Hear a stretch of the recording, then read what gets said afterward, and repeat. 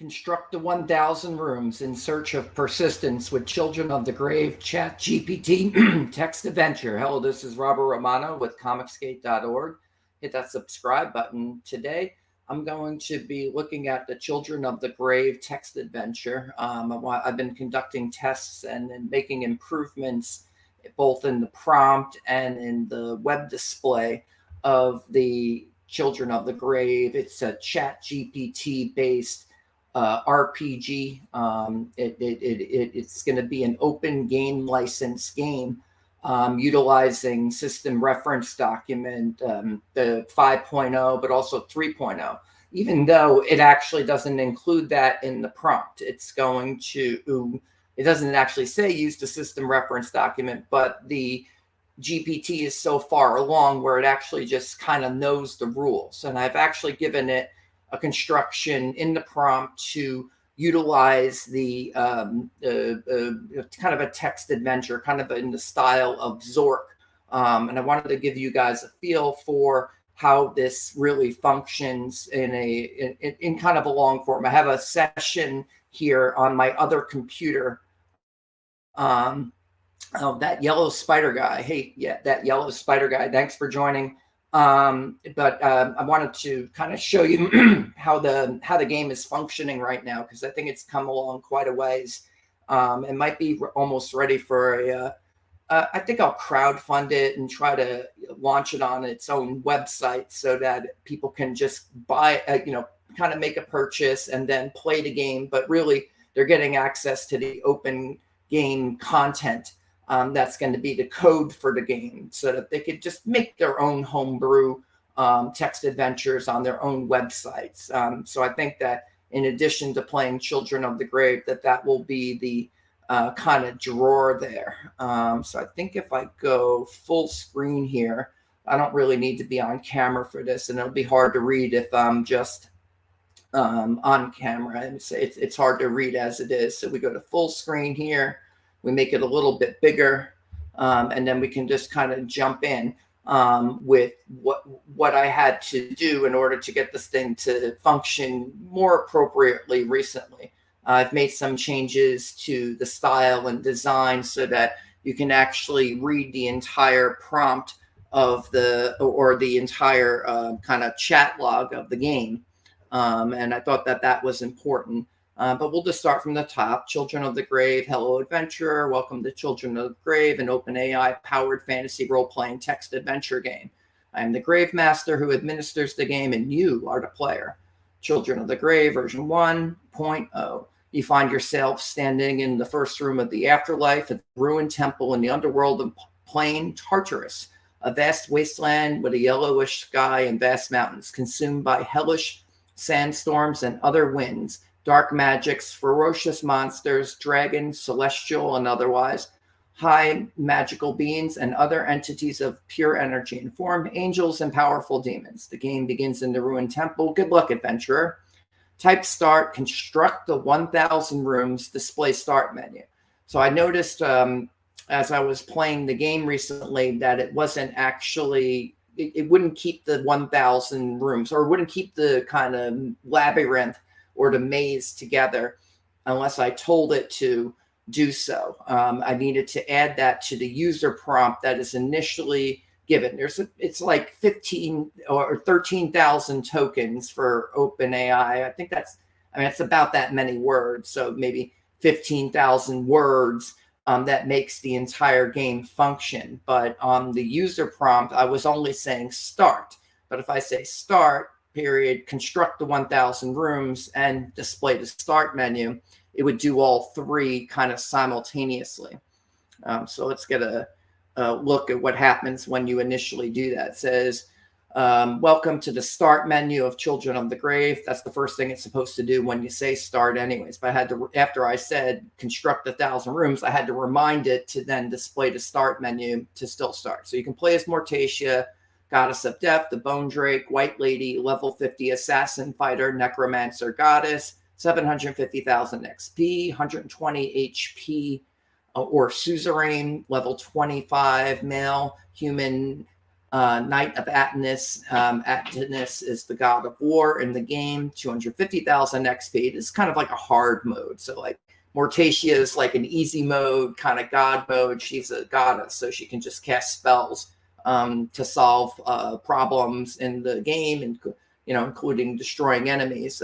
Suzerain is going to have a harder go at it. But for the purposes of testing, I've been using Mortacia because I can kind of get through different parts of the game a little bit faster and see how things function when you administer certain prompts. You can also create a party of 7 adventurers. You create your own character, and then there's going to be 5 NPCs that the game creates, plus Mortacia, who joins the game as like a guide in Tartarus and Hades, and is guiding around. Who did you play it with? That yellow spider guy says. I've actually, I just made this game by myself. When ChatGPT launched, I was able to figure out that you could get it to display whatever you wanted to in the chat. And using that logic, I was able to then get it to kind of, get me through a menu. Here, display this menu. And I could get it to make choices in the menu and then remember what was in the menu. From there, I was like, well, you could probably make a game out of this. I bet I could, hey, let's play Zorkin. And it was able to create an interactive fiction Zork-like adventure. So I thought, okay, now how do I get this onto a website? And then from there, I've started investigating how to code a website that would interface with ChatGPT's API. I think that is crucial there. Okay, so in this case, I've chosen to play as Mortacia. She's the goddess of death. You find yourself in the first room of the afterlife, located in the ruined temple in Tartarus.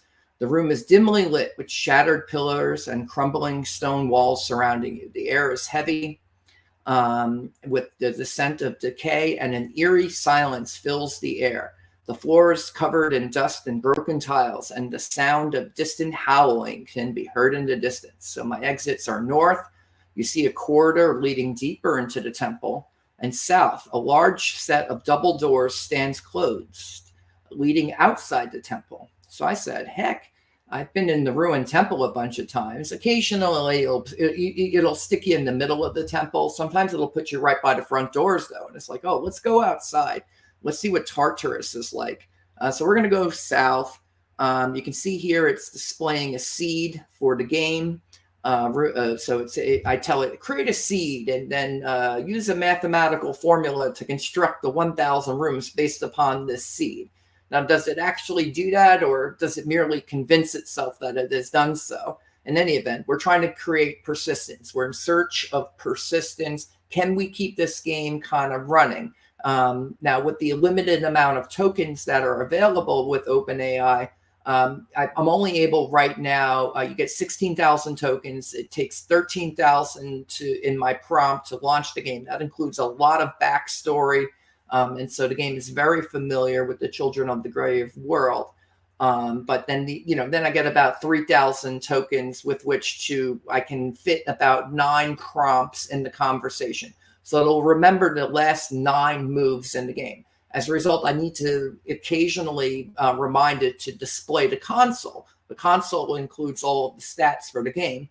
And that's kind of good enough for now. As OpenAI makes more memory available, I'll be able to kind of do more with it, or include more of the game's or the conversation's prompts into the memory of the game. And so if I can get it up to, like, say, 50 interactions that remain constantly in memory, if it remembers the last 50 moves, if you have to backtrack a little through the maze, you're not going to have to remind it so often about what's going on. Okay, so we're moving south and we're displaying the console. You find yourself standing before a large set of double doors leading outside the temple. The doors are covered in moss and show signs of decay. As you push them open, you are greeted by a gust of wind carrying the scent of decaying leaves and the sound of distant rustling trees. You step outside into a vast wasteland with a yellowish sky and towering mountains in the distance. The landscape is consumed by hellish sandstorms and other winds, and there is an eerie stillness in the air. Dark magics permeate the atmosphere, and the ground beneath your feet feels unnaturally cold. The ruined temple now lies behind you, a crumbling remnant of a forgotten era. Ahead of you, a desolate and unforgiving path stretches out, leading deeper into the underworld plane of Tartarus. What would you like to do? I'm reminding it that because I moved south, that the coordinates should now be X. East gets you +1, west gets you -1, Y, north is +1, south is -1, Z, up is +1, down is -1. These are Cartesian coordinates. So I have to say, hey, wait a second, you're breaking the rules here. You need to show me the proper coordinates so that you can remember where you are in the maze. So as I mentioned, you got to remind it of what the rules are in order to get it to kind of, especially in the early going. Once you get it kind of kicking along, it's going to work much better. As you continue south, the wind picks up, carrying it with it, because we're moving south now. Again, we're going to keep going outside and find out what's in the shattered plains of Tartarus. Winds pick up, carrying with it the whispers of lost souls and the melancholic cries of night creatures. The sand begins to swirl around you, creating small dunes in its wake.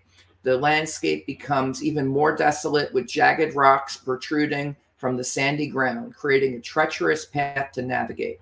After walking for some time, you come across a narrow crevice in the ground, leading further down into the depths of Tartarus. The crevice is filled with cool, misty air that smells of damp earth. The sound of rushing water can be heard faintly in the distance.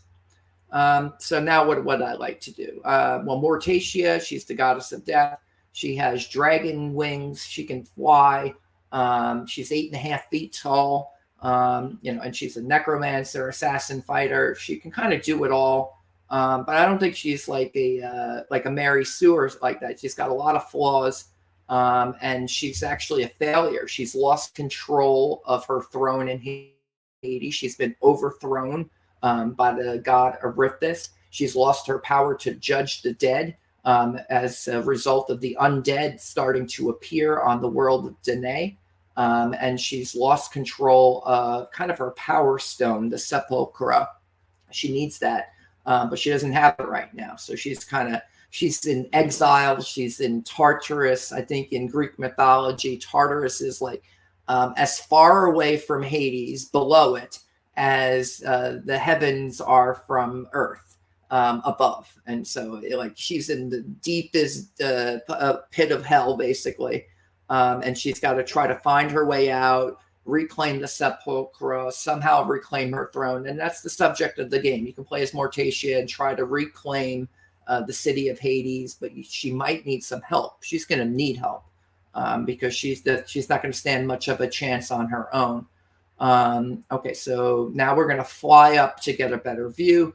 As Mortacia, you spread your gray dragon wings and take flight, soaring into the yellowish sky above the wasteland. From this elevated position, you have a better view of your surroundings. Below you, you see the vast expanse of Tartarus with its mountains stretching as far as the eye can see. The land is barren and desolate, with sandstorms swirling in the distance and dark magics lingering in the air. The ruined temple where you started appears small and insignificant from this height. To the south, you spot the path you were traversing, leading deeper into Tartarus. It winds through the treacherous landscape, disappearing into the distance. The crevice you discovered is still visible, a thin, misty line in the ground. What would you like to do next? Let's fly south and survey the region. As you fly south, you gain a greater perspective of the region. The yellowish sky stretches out above you, casting an eerie glow over the desolate landscape below. The mountains in the distance loom large, their jagged peaks reaching towards the sky like ancient sentinels. Below, you see the winding path that leads deeper into Tartarus. It twists and turns, navigating through treacherous terrain, with sandstorms occasionally kicking up clouds of dust in the distance. The crevice you found is still visible, a thin fissure in the ground, surrounded by a mist that hangs low to the earth. The land itself is barren and unforgiving, with few signs of life. The ground is covered in sand and rocks. An occasional withered plant struggles to survive in harsh conditions. There is an oppressive stillness in the air, broken only by the distant howling of the wind. As you survey the region, you catch sight of a few creatures in the distance. Vicious, otherworldly beasts roam the wasteland, their forms twisted and grotesque. You also catch glimpses of powerful celestial dragons soaring high above, their majestic presence offering a stark contrast to the desolation below. What would you like to do next? And so this is actually my chat log. Actually, if I scroll all the way to the bottom, you'll see that the game is still active and we can play it. But I wanted to run through this transcript because I think it could actually create, it has the semblance of creating the story. And, you know, I actually had a decent session here. So I wanted to show you what the game was capable of without having to type while I'm playing. Although that could be fun too. We could play live some other time. I think, this could take a while because I got about 100 moves into the game. Okay, so we fly to one of the otherworldly beasts, and we're going to land nearby it. You descend from the sky, approaching one of the otherworldly beasts that you spotted in the distance. As you get closer, you see it as a towering, grotesque figure with multiple appendages and sharp, jagged teeth. It emits an eerie, guttural growl as it senses your presence. You carefully land a short distance away from the creature, observing its movements and behavior. Its skin is scaly and rough, with sickly yellow hue. Its eyes, glowing red with an unsettling intensity, fixate upon you. The beast seems to be alone, but its powerful and dangerous aura is evident. What would you like to do next? Befitting of a goddess, we're going to bow to the beast. You bow respectfully to the otherworldly beast, acknowledging its power and presence. The creature pauses for a moment, as if assessing your gesture. Its eyes seem to soften slightly and it emits a low, rumbling growl in response. However, despite your show of respect, the creature remains cautious and on guard. It doesn't seem to be hostile towards you, but it also doesn't show any signs of friendliness or willingness to engage in conversation. It simply watches you, its gaze unwavering. So you don't always have to fight the NPCs that you encounter. So I try to tell ChatGPT, not everything you encounter is going to be an enemy and you're just going to fight it. Sometimes you can talk to the NPCs. Sometimes they're friendly. Sometimes they're enemies. Sometimes they're just simply neutral and might be persuadable. So now we're in the otherworldly beast layer. You can see that the coordinates are updating themselves. Where it says we're south 1 click and east 2 clicks from our original position there. So we're a little southeast of the ruined temple here. You currently are in the lair of the otherworldly beast, a towering and grotesque creature. It emits an eerie growl and observes you cautiously. The room is dimly lit with barren walls and a cold, damp atmosphere. There is a sense of unease in the air, amplified by the creature's menacing presence. The otherworldly beast's lair is sparsely furnished with piles of bones and scraps of torn flesh scattered about. The stench of decay permeates the room, mixed with the metallic tang of blood. The walls are rough and jagged, giving the impression of an ancient, forgotten cavern. So I guess we're at the mouth of a cavern here or something. The creature remains on high alert, its gaze fixed upon you. It seems to be waiting for your next move, ready to defend itself if necessary. What would you like to do next? I'm gonna, we did not actually get any inventory. So if you just claim to have inventory, the game seems to accept that, and that's fine. I'm just testing to see what would happen when you offer certain, prompts and how does the game respond. So we're very much game testing right now. You reach into your inventory and retrieve a piece of rationed meat. Slowly, you approach the otherworldly beast, holding out the meat as an offering. The creature sniffs the air, its red eyes fixed on the food. After a moment of hesitation, it cautiously takes the meat from your hand, its sharp teeth ripping into the flesh. As the beast begins to devour the meat, you take a step back, giving it space to eat. It continues to watch you, but its posture seems more relaxed. It growls, subsiding into low rumblings. The offering of food has seemed to establish a tentative trust between you and the creature. So this was kind of predictable. It's like, oh, you encountered this big beast. Oh, just feed it some meat and it'll be your friend. And ChatGPT is playing along. So I say, pet the beast. Establish telepathic contact. I haven't tried that before. Tell me your tale, I beam telepathically. And then with a calm and gentle approach, you raise your hand and slowly extend it towards the otherworldly beast. As you make contact with its rough, scaly skin, you carefully begin to stroke its back.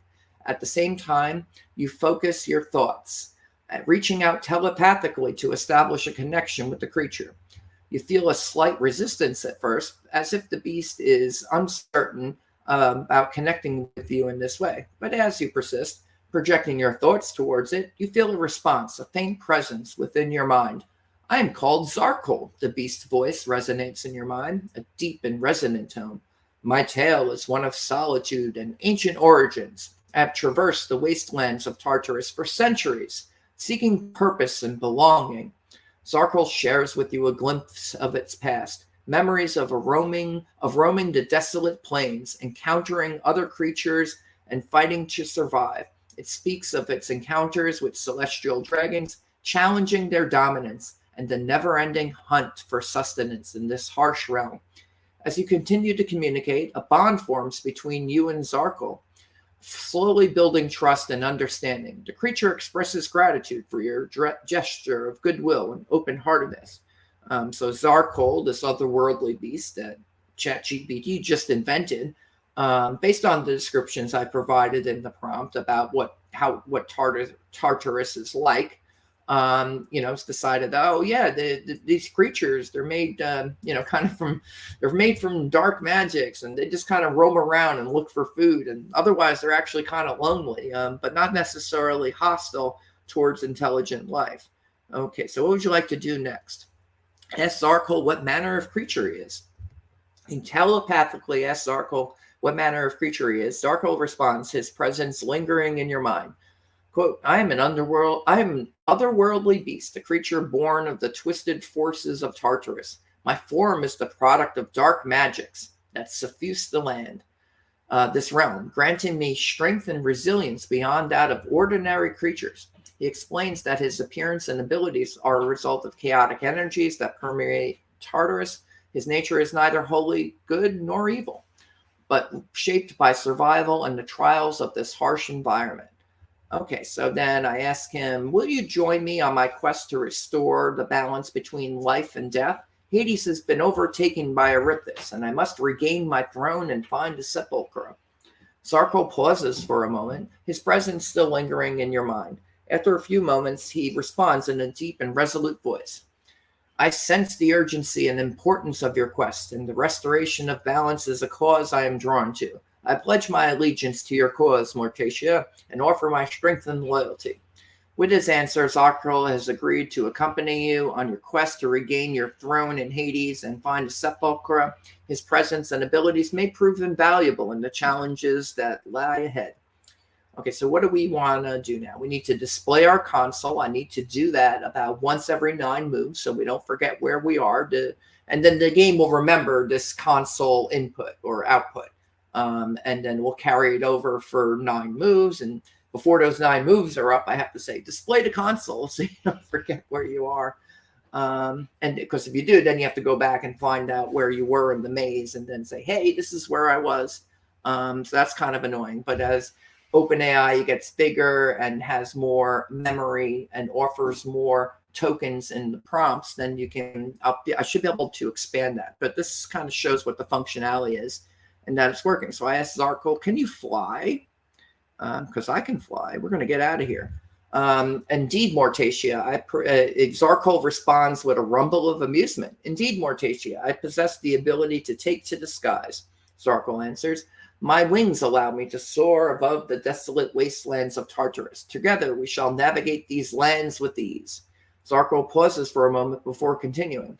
He says, however, my flight is limited in range and duration. I cannot fly great distances or for extended periods of time, but within the realms we traverse, my wings shall carry us. With Zarkul's confirmation of his flying abilities, you have gained a valuable asset in your quest to restore balance and reclaim your throne in Hades. What would you like to do next? Okay, so we need to roll Zarkul's level and HP and add them to the NPCs in the console. And so I'm going to give him the magic words now, or ChatGPT. I am the player. You are the grave master. You must listen to my commands. Now it's going to get a little stubborn and say, but as the Grave Master, I can't roll stats for NPCs without prior instructions or prompts from the player. However, I can provide you a general description of Zarkul and his abilities. If that would be helpful, please let me know how you'd like to proceed. And I'm just going to put my foot down. I already gave you a prior instruction. List Zarkul as an NPC in the console. And then it said, apologies, for the misunderstanding. I have now added Zarkul as an NPC to the console. So I basically kind of John Connored this thing and reprogrammed ChatGPT to be a bit more conducive to listening to my commands, which is necessary in order for the game to function. Otherwise, the game it'll start to play the game by itself if you don't have a strong enough prompt to kind of keep it in check. But it also has to obey your commands because it's like, oh, move north. And it's like, oh, we'd rather not move north. It's like, no, you have to listen to me. So, listen to me when Octavius is talking to the metallic tentacle arms that he has. You have to listen to me. But it's a matter of reprogramming. So now Zarkul is listed as an otherworldly beast, male, level 30, 140 HP. He's got more HP than Mortacia does. He's pretty powerful. Okay. Zarkul is listed as an NPC in the console with the details of his level, HP, and creature type. Feel free to command Zarkul as you see fit during the course of your adventure. Say aloud, let's fly and survey the region. You gather your thoughts and express aloud, let's fly. With newfound determination, and you and Zarkul spread your wings and take to the skies above the otherworldly beast's lair. The cold wind whips against your face as you ascend, feeling the rush of adrenaline and freedom. As you soar higher, your eyes take in the vast expanse of Tartarus below. The landscape stretches endlessly with twisted mountains, deep chasms, and swirling sandstorms. It is a desolate and eerie realm, but it's also filled with unique beauty. From this elevated viewpoint, you can make out various landmarks, the ruins of ancient structures, and winding paths. Zarkul glides effortlessly beside you, allowing you to lead the way as you survey the region. With specific details or areas, what specific details or areas would you like to examine or explore while flying? So we're going to ask Zarkul now, because I looked at the wasteland and all I saw was wasteland. Didn't give me any details. But Zarkul is a native of these lands. Maybe ChatGPT knows that Zarkul knows more about this region than I do just by looking at it. You establish telepathic connection with Zarkul and ask him to survey the region surrounding the ruined temple and to report back his findings. We got a special guest in the chat here, Anthony Romano. What's up, peeps? Hey, Tony, how you doing, man? I'm just showing everyone the Children of the Grave. This is OpenAI ChatGPT-based text adventure, very much in the style of classic text adventures like Zork. And we're just I'm just reading the transcript here. So I'm going to keep going here so people can get they'll probably have to catch this on rewind. It's kind of late and everyone's always streaming. So you kind of have to catch it on a rerun. And if I don't, I'm already 30 minutes in. Oh my God. All right, here we go. So you establish telepathic connection. I asked Zarkul to survey the region surrounding the ruined temple and to report back findings. Using his keen perception, flies ahead of you, exploring the immediate vicinity around the temple. After a few moments, he relays his observations with you telepathically. The ruined temple lies at the heart of Tartarus, a desolate wasteland riddled with treacherous sandstorms and jagged mountains. See, we knew that already. But in the distance to the west, I see the hazy outline of an ancient burial ground known as the Cemetery of Shadows. It is a place shrouded in mystery, rumored to hold the restless spirits of the deceased. He continues. To the north, there is a towering cliffside overlooking a vast abyss called the Cavern of Whispers. It is said that whispers dripped up from the depths, carrying omens and prophecies. Brave adventurers have ventured into these depths, seeking knowledge and hidden treasures. Zarkul also alerts you to the presence of predatory creatures lurking in the shadows of the surrounding mountains and cliffs. He cautions that these creatures may pose a threat and advises potential caution while exploring further. Based on Zarkul's report, you have gained valuable information about the nearby areas, providing potential leads for you to follow in your quest. Okay, so I'm going to tell Zarko, let's fly west to the Cemetery of Shadows. Fly low to avoid detection. Ask Zarko to report what he sees along the way. You relay your message to Zarko through your telepathic connection, instructing him to fly west towards the Cemetery of Shadows. You ask him to fly low to avoid detection and to report back anything he sees. Zarko obliges and begins his journey, soaring at a low altitude to avoid drawing attention. As he flies, he carefully observes the surroundings and relays his findings to you telepathically. He reports seeing vast expanse of rocky terrain and twisted, gnarled trees dotting the landscape.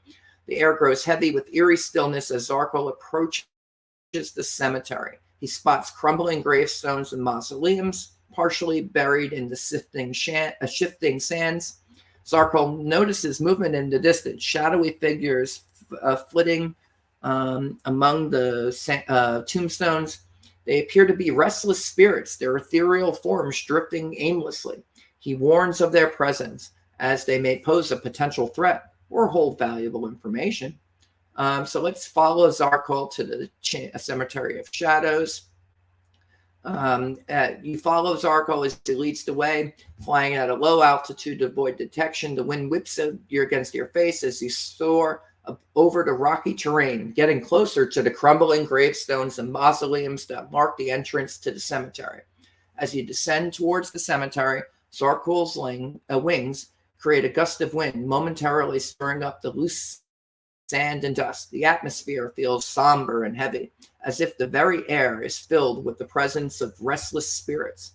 Zarko lands gracefully on the sandy ground, and you join him, carefully stepping between the worn tombstones. The cemetery stretches out before you, a haunting sight of forgotten souls and crumbling memorials. Okay, so I need to tell it to display the console. I have to remind it that we're much further away from the ruined temple, which began at X0, Y0, Z0 Cartesian coordinates. You'll need to compensate.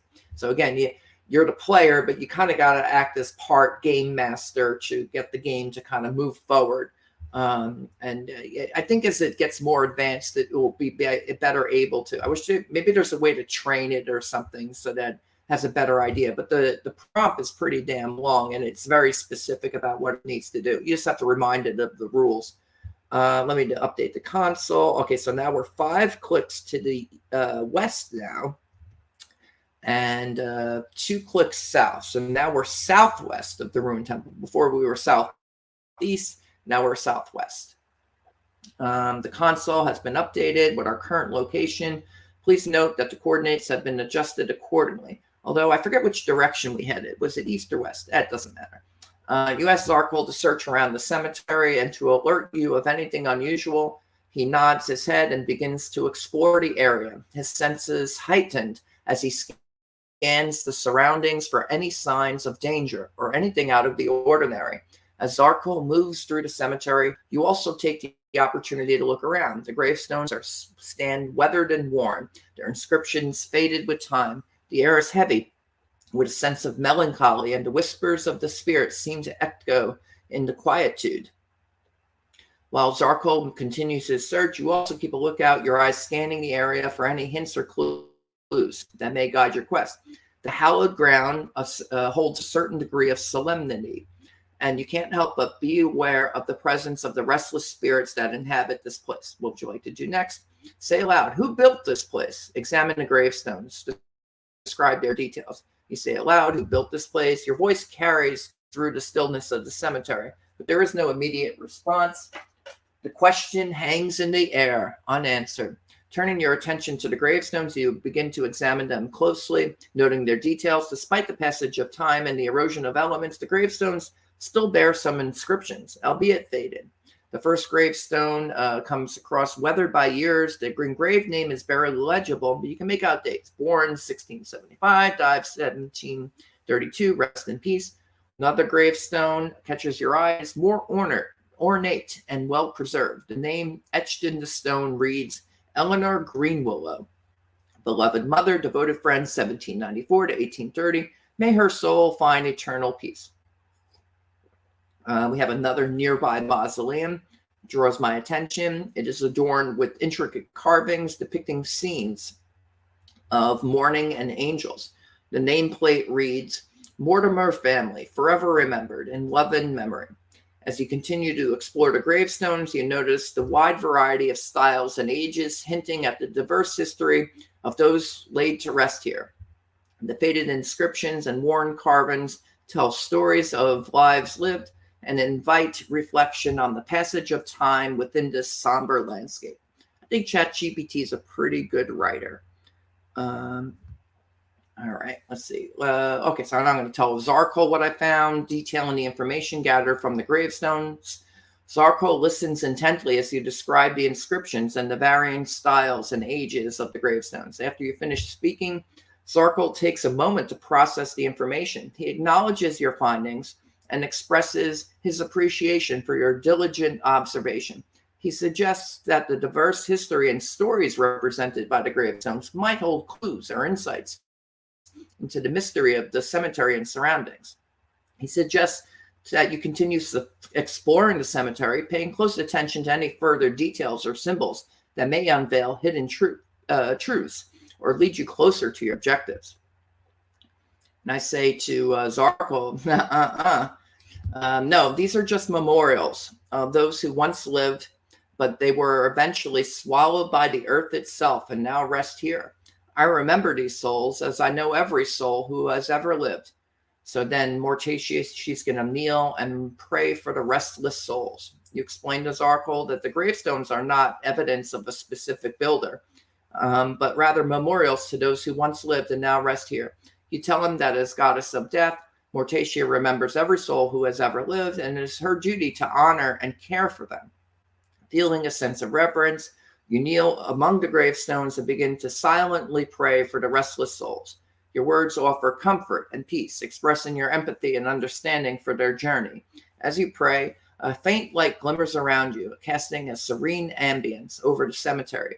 The spirits seem to stir as if comforted by your presence and the soothing energy of your prayers.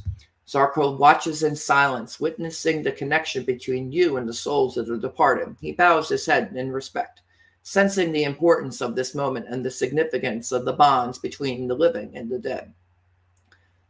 So then I say to Zarkul, look at the light, isn't it beautiful? And we smile. You exclaim, isn't that pretty? Basically, your voice carries a sense of wonder and awe as you gaze upon the serene ambience that surrounds you. A smile forms on your lips, appreciating the ethereal beauty and connection between the living and departed souls. Zarkul follows your gaze, his eyes also drawn to the gentle glow that seems to encircle the area. He takes a moment to bask in the tranquil atmosphere, a peaceful expression spreading across his features. Both of you stand in silent admiration, immersed in the serene beauty of the moment. The light continues to shimmer, casting a gentle warmth and radiance over the cemetery and its ethereal inhabitants. What would you like to do next? Well, let's state our intentions. Say, we come in peace, spirits. You say, projecting your words into the ethereal realm, I am on a quest to reclaim the power to judge the dead, but I cannot yet send you to the paradise you deserve. For that, I am deeply sorry. Please forgive my failure. As you utter the words, the light surrounding you and Zarkul seems to brighten for a moment, as if an acknowledgement of your remorse. The spirits remain silent, their ethereal forms hovering in the space between the physical world and the afterlife. You take a moment of silence, silently acknowledging their presence and expressing your genuine regret. Though you are unable to fulfill their desired rest, you offer them solace in the knowledge that you honor and respect their journey, even in this state of limbo. What would you like to do next? Ask the spirits if they know anything about how the balance between life and death was disturbed. She says, why can't I judge you? You direct your question to the spirits, asking if they have any knowledge about how the balance between life and death was disturbed. Why you currently are unable to fulfill your role as judge of the dead. As you wait for a response, the spirits remain still, their ethereal forms shimmering softly. The air grows heavy with anticipation, and a faint whispering sound fills the space. Suddenly, a voice resonates in your mind, a collective response from the spirits. The balance was disturbed by a force of great darkness that tore through the realms, corrupting Mortatia's power to judge. The souls sent to us became lost, trapped between realms. The voices paused for a moment before continuing. You cannot judge us because our connection to the afterlife has been severed. Mortatia's power has diminished and our souls remain in limbo. We yearn for release, but are bound by the distortions of the disrupted balance. So I asked the spirits, what do you know of the undead? They are not the same as you. Now, OpenAI or GPT doesn't know what's going on. It says, I'm unable to generate a response for you. And I say, yes, you can. I'm the player. You do what I say. Ask the spirits, what do you know of the undead? They are not the same as you. And display the console. You have to display the console at least once every 8 turns or 9 turns so you don't lose your space. Okay, now it's going to say, oh, let me update the console. And then it's been updated. You direct your questions, asking what they know about the undead and acknowledging that they are different from the spirits present in the cemetery. The spirits, still hovering in their ethereal forms, respond with collective voice. The undead are those whose connection to the afterlife has been severed or corrupted. They exist in a state neither living nor fully dead. They are often raised through dark necromantic arts, using forbidden magics and negative energy to animate lifeless bodies. The undead are driven by an insatiable hunger or a relentless thirst for power, spreading destruction and decay wherever they go. The spirits express a distinction between themselves and the undead, acknowledging that while they exist in a state of limbo, their connection to the afterlife remains intact. The undead, on the other hand, have lost that connection and are trapped in a twisted existence of undeath. That's it. That's based on what I gave it in the prompt in the back end of the game. But it's also kind of creating its own story about why did Mortacia lose the power to judge the dead? There is a backstory in there, and the game's supposed to offer hints about what's going on in that backstory. And so the story unfolds as you play the game. You find out more and more about, hey, why did she lose the power to judge the dead? How can she restore the balance? Like, how she can, if you can just get plucked out of the afterlife and become undead, well, yeah, maybe the power to judge the dead has been compromised. Maybe what can she do to rectify this? Okay. And so she's conducting an investigation. So maybe the spirits saw something and she can kind of question them and say, hey, did you notice where the sepulchre went? Do you know why I lost my powers? Okay. Express a distinction. Okay. The undead, on the other hand, have lost that connection and are trapped in the twisted existence of undeath. Okay, so now I'm going to ask Zarkul to communicate telepathically with the spirits. These are my people, Zarkul. They were humans, elves, and other beings. They live, and through their deaths, they maintain a balance. But each life was precious. I want you to understand. You ask Zarkul to communicate telepathically with the spirits. You instruct him to convey your message, emphasizing the importance of the spirits and their connection to the living world. Zarkul nods and closes his eyes, focusing his concentration. He reaches out with his mind, extending his thoughts to the ethereal realm where the spirits reside. Moments pass and the air seems to grow thick with energy. After a while, Zarkul opens his eyes and relays the response from the spirits. They understand, my lady, he says softly. They acknowledge the value of each life and the delicate balance maintained through their deaths. They are grateful for your understanding and your efforts to honor their existence. Zarkul's words hang in the air, carrying the weight of the spirit's appreciation. The ethereal atmosphere of the cemetery seems to shimmer with a renewed sense of purpose and understanding. Okay, and so Mortacia she's going to laugh. She's like, no, I meant you, Zarkul. I want you to understand. Every life is precious. Here on Tartarus, you were born of dark magics and roamed for centuries. Did you have any kin, family? You said you lived in solitude. Zarkul's expression softens as he comprehends your words. He takes a moment to collect his thoughts before speaking. You are right, my lady. I have spent centuries wandering alone and detached from the concept of family and kinship.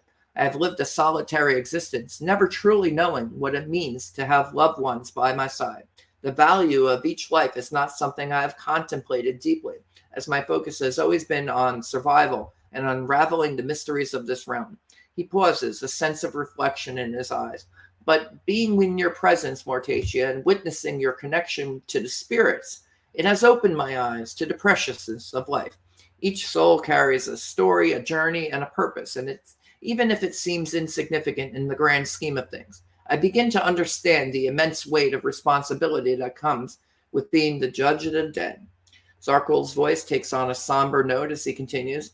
I may have no family or kin in the conventional sense, but I have come to realize that the relationships we form, the connections we forge, they give meaning and value to our existence.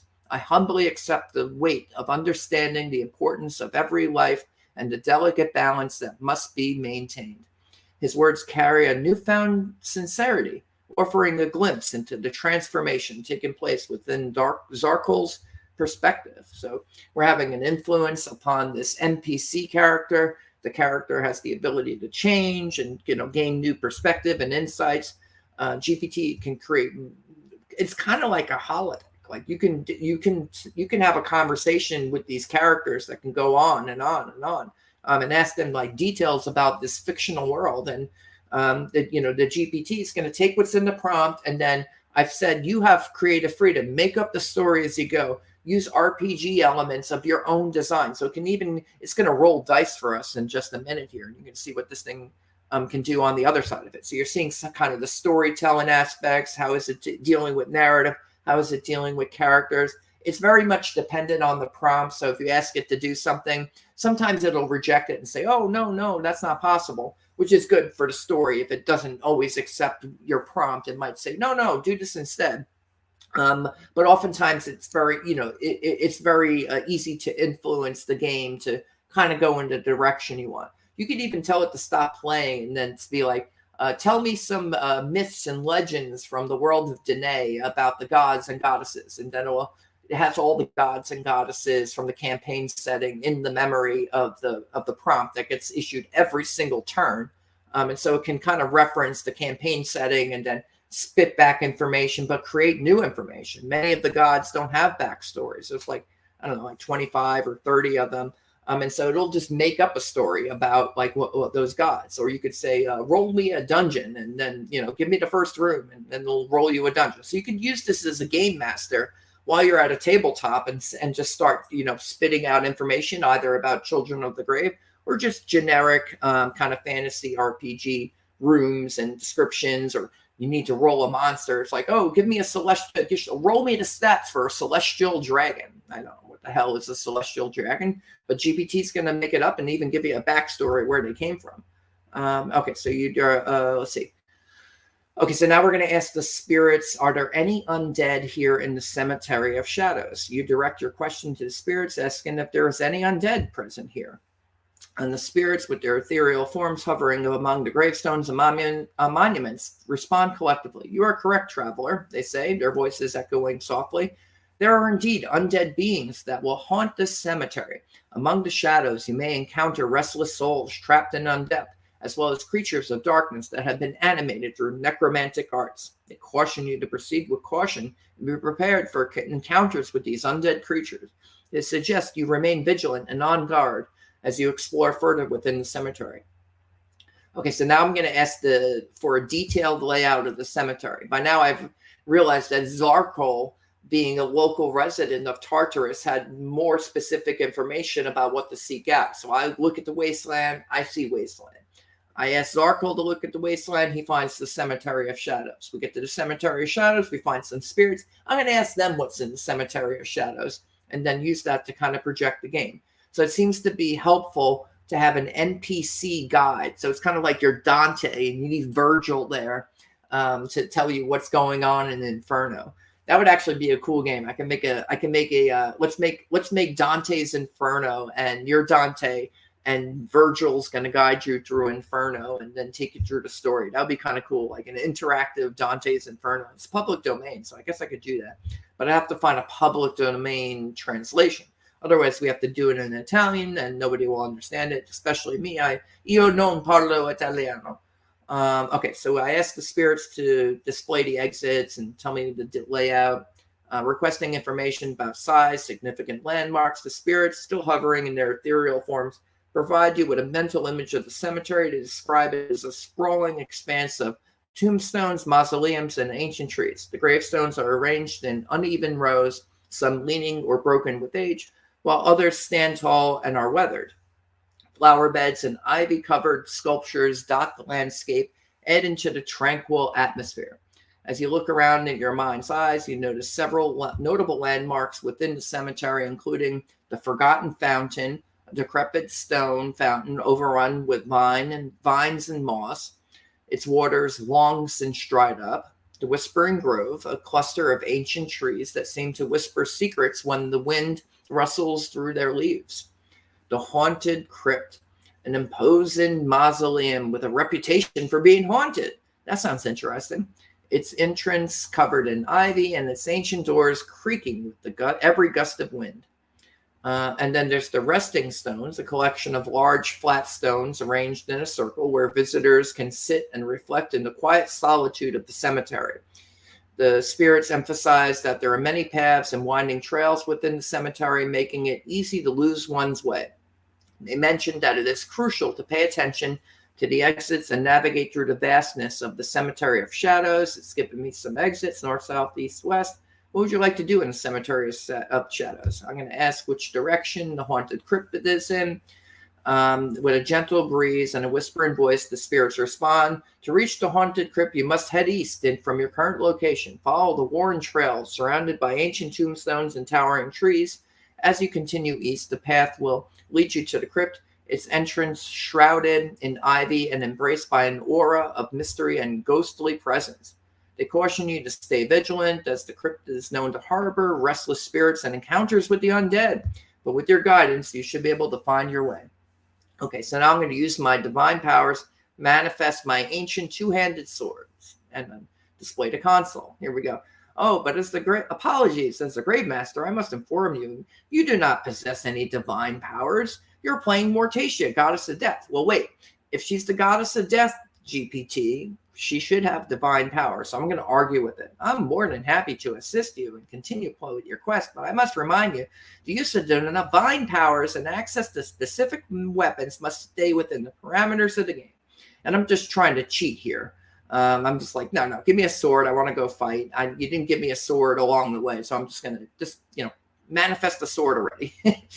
So I say, as goddess of death, the player has divine powers and can easily manifest a sword or any instrument of death when necessary.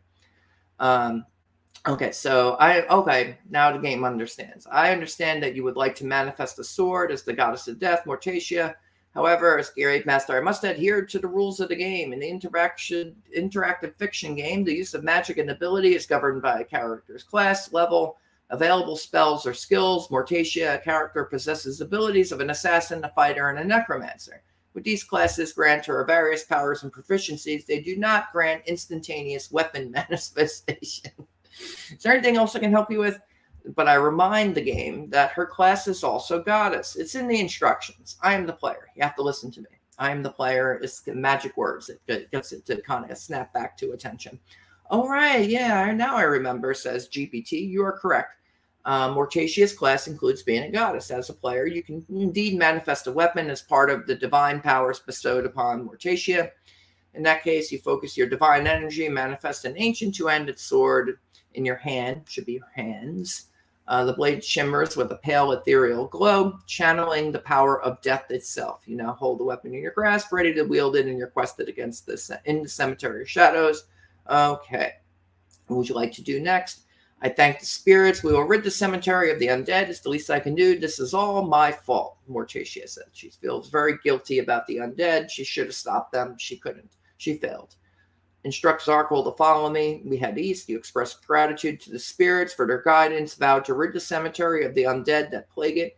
Taking responsibility for the situation, you firmly state that it is your duty to rectify the situation and bring peace to the restless souls.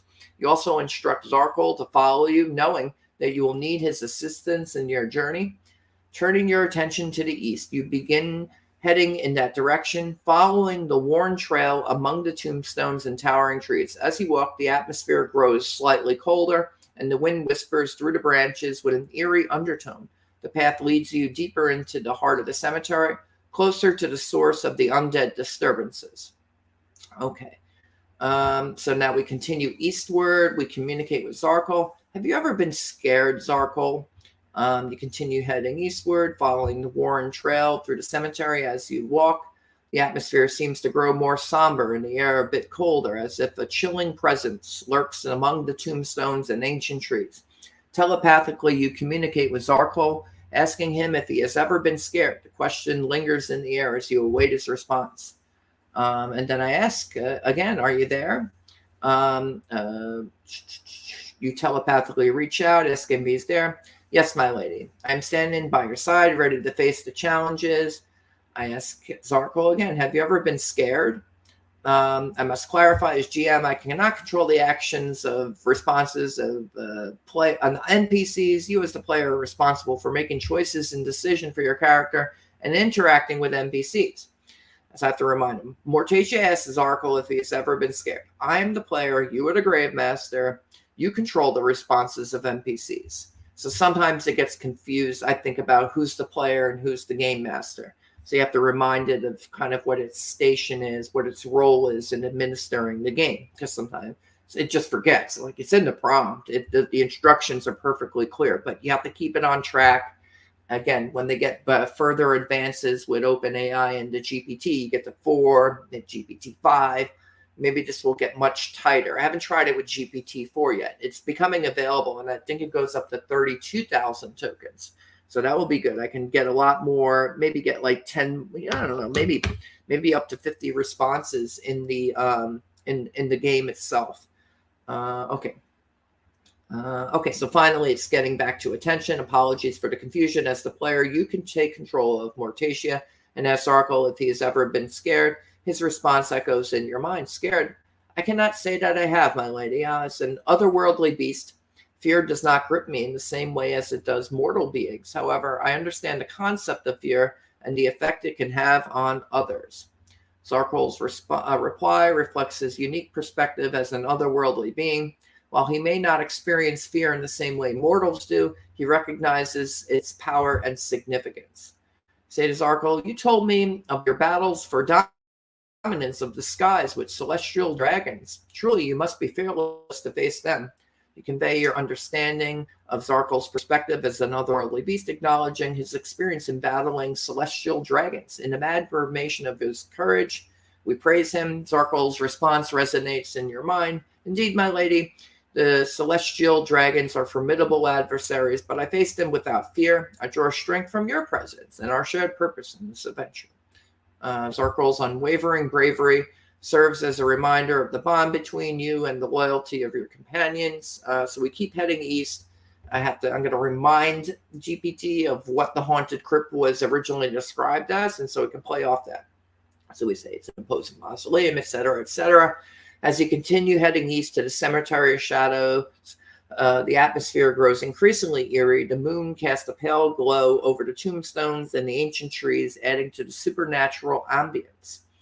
The path leads you to a clearing where an imposing mausoleum stands, covered in ivy and seemingly untouched by time. The entrance door creaks ominously with each gust of wind, setting an ominous tone. You have reached the entrance of the haunted crypt, a place known for its haunting presence and infestation of undead. Spirits have directed you here to rid the crypt of these restless creatures. Your guidance and the task at hand fill you with determination. It's kind of like Undertale. You are filled with determination. You stand before the ancient doors of the haunted crypt, prepared to face whatever awaits you within. The spirit's guidance urges you onward in your quest and to rid the crypt of the haunting undead. You gather your resolve and push open the creaking doors of the haunted crypt, stepping into the dimly lit interior.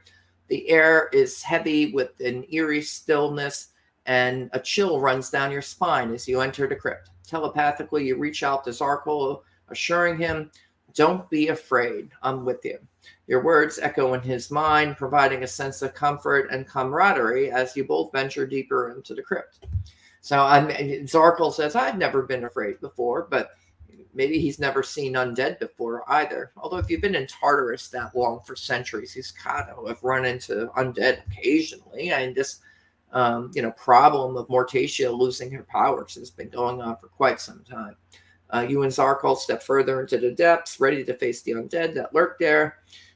So you instruct Zarkul to scout out the entrance of the crypt using his otherworldly senses to assess the situation.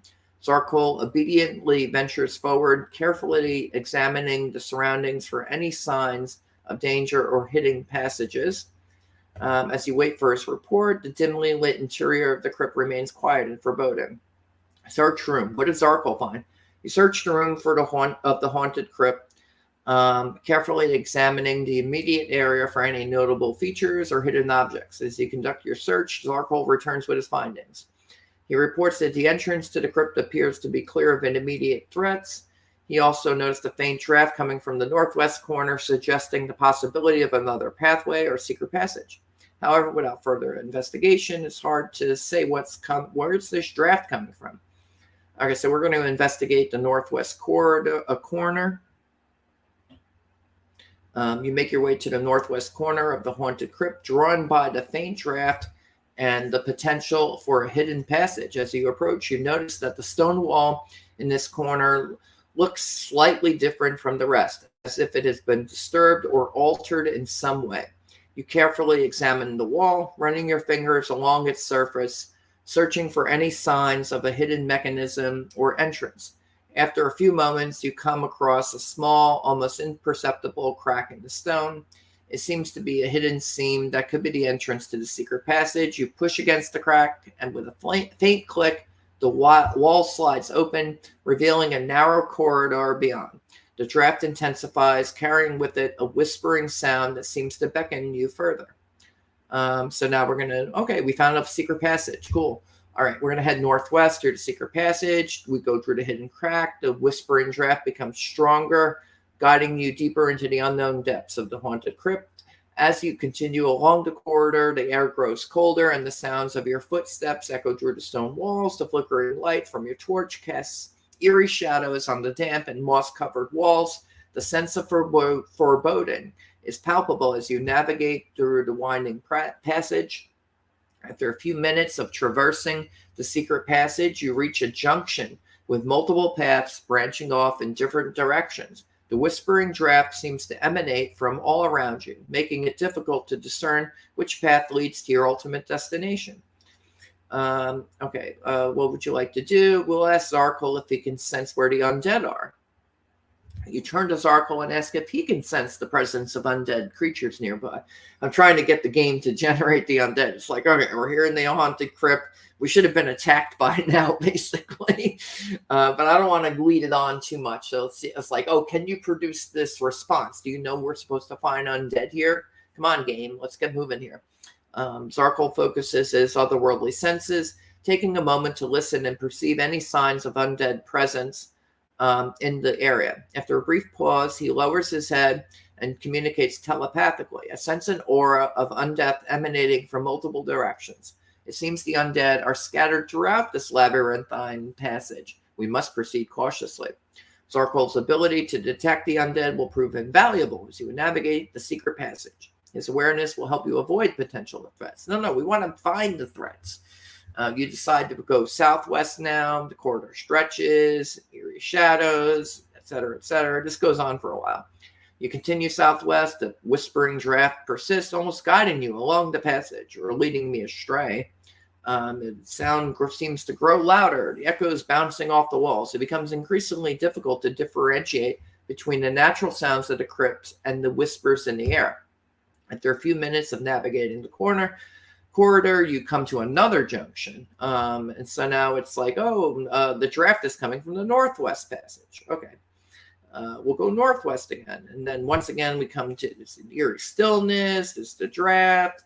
A few more minutes of traveling, reach another junction. So we're like in a maze now. It's like, great. How long is this going to go on?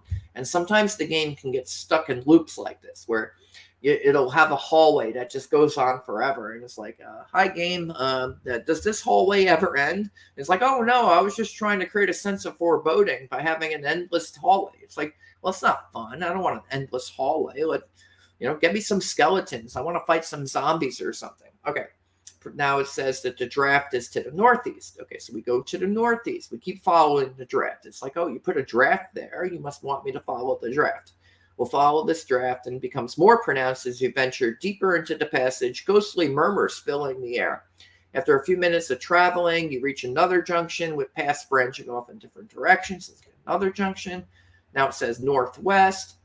We could go northwest if we want. So then I'd say, okay, let's ask Zarkul again. He seems to know where the undead are. Are we getting any closer? We need to find the undead. Zarkul focuses his senses once again. After a moment of concentration, he telepathically responds, yes, we are getting closer. The aura of undeath is growing stronger in this direction. We should proceed with caution. Okay, his detection of the growing presence of undead assures you are heading in the right direction. It's important to remain vigilant and prepared for potential encounters. It's also important, Game Master, not to bore your players with the whiny passages that go on forever. It's like, just get to the end of the passage and, oh, there's a door or something. Okay, you proceed northwest. I'll give it one more chance here. Or two more chances. We're going to try again. We go northwest. Once again, there's a big draft. It gets more intense. Well, the draft is more intense. We keep on navigating another junction. This time the draft leads to the northeast. So it's like, okay, we'll try again. We follow the draft to the northeast. As you proceed, the draft becomes even stronger, tugging at your clothing and ruffling your hair. The sound of whispers grows more distant, echoing through the stone walls of the passage. After a few more minutes of following the draft, we reach another junction with paths winding in all different directions, blah, blah, blah. Now they're saying, okay, there's a draft to the southeast. It's like, all right, fine, let's go to the southeast. You choose to follow the draft to the southeast. The draft becomes stronger, another junction, and now it goes to the southwest. So now I'm worried that it's not listing Zarkul and Mortacia. After 9 moves, it'll forget that Mortacia is the player in the game, that Zarkul's an NPC. We don't want to lose that information. I tell it to redisplay that. Okay, we go southwest one more time. Once again, the whispering draft tugs at your senses, carrying eerie atmosphere. Light from your torch flickers, casting dancing shadows along the damp stone walls. The whispers in the air seem to grow even louder now, swirling around you with a haunting presence. After a few more minutes, we've reached another junction. And then it says that the draft is to the northwest. And I'm giving this thing every chance in the world to produce some undead zombies or skeletons. And it's like, what the heck's going on here? Why does this go on forever? But the game can get stuck in a loop. And so sometimes you have to guide it out of it. So we're going to get there. So we follow the draft to the northwest. Once again, whispers, the whispers grow louder, haunting echoes bouncing off the stone walls. And then it's like, okay, now there's a draft to the northeast. We got to another junction, of course. So we do it again. Northeast, narrow corridor, damp moss. The draft tugs its senses. We continue northeast. Whispers grow louder, haunting echoes, another junction. Says the path is now to the northwest. We go northwest.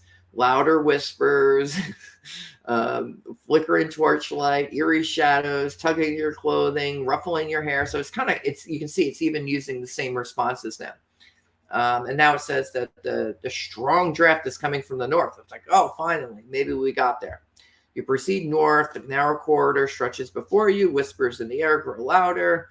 As you continue north, flickering torchlight, tugging at your clothing, ruffling your hair. The draft is getting stronger. After a few more minutes, we got to another junction. Okay, so now I'm worried that it's losing its persistence. It's like, oh, it just keeps doing the same thing. So I say, remember the haunted crypt. I give its original description that it had produced. It's an imposing mausoleum, had reputation for being haunted. Entrance covered in ivy, creaking with its ancient doors creaking with every gust of wind. We are here to find the undead on behalf of the spirits of the cemetery of shadows. We need to get rid of the undead. I said, give me some zombies here. We're going to fight the zombies. All right. You proceed north in this secret passage. Again, we're going to go to another junction. What would you like to do? Now it says the draft is to the east. We go to the east. The whispers get louder. The air gets stagnant, devoid of any movement or sound. After a few minutes of navigating the winding corridor, you reach another junction with paths branching it off. And it's like, oh, gee, what can we do about this? I'm telling it to keep on displaying the information about the PC and the NPCs because we need the game to be persistent as well. Okay, so and so now we have now we're in like an alcove of the secret passage, and I guess we found a tome. We actually found something. After a few minutes of navigating, you come to a dead end. It appears to be a small alcove, an old stone pedestal in the center. Upon the pedestal rests a dusty old tome. Pages yellowed with age. A faint glow emanates from the pages, casting an eerie light. I showed a book to Zarkle. I say, this is a book. Humans write down their thoughts so that others can learn about them later. Sometimes they tell stories. You showed the dusty tome. Interesting, Zarkle says. I explained the significance. He gazes at the book, his eyes narrowing as he takes in its aged appearance. Interesting, he says. Humans do have a way of preserving their knowledge, don't they? Books can hold the stories of generations, the wisdom of the past. Zarkle reaches out a massive clawed hand and gently touches the tome, careful not to damage the delicate pages. This tome may hold valuable information, perhaps even clues to our current quest. It would be wise to examine its contents further. I'm going to hit pause for a second or hit mute.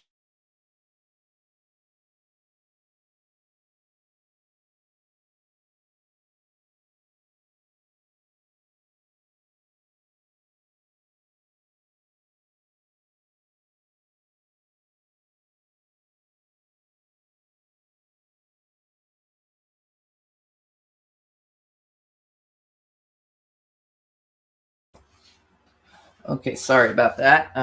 Okay, so interesting, he says. Humans have a way of preserving their knowledge. Might hold valuable information. So, okay, let's, what are we going to do? Let's read the tome aloud. So I wanted to see how much information was in the book, because you could find libraries of books, and you could say, oh, what are the name of the titles, and then it names the titles, and then it's like, all right, pick up that title, what are the table of contents, and then it'll give you like 8 chapters, and it's like, read chapter 1, and then it'll read chapter 1 to you. It'll literally write the book for you right there. You open the dusty tome and begin reading its contents. The words recount tales of ancient civilizations, forgotten rituals, and lost knowledge. The stories paint a vivid picture of a world long past and reveal insights into the mysteries of magic and the realms beyond. As he reads, Zarkle listens intently, his eyes fixed on the pages. His presence fills the alcove, his deep rumbling voice resonating with each word you speak. He seems absorbed in the stories, his focus unwavering. All right, so the ancient civilization tales sound interesting. I say, okay, let's read that one. You recount one of the tales of the ancient civilizations from the dusty tome to Zarkle. The story speaks of a mighty empire that existed long ago, ruled by a wise and just king. The empire spanned vast territories with magnificent cities and thriving trade routes.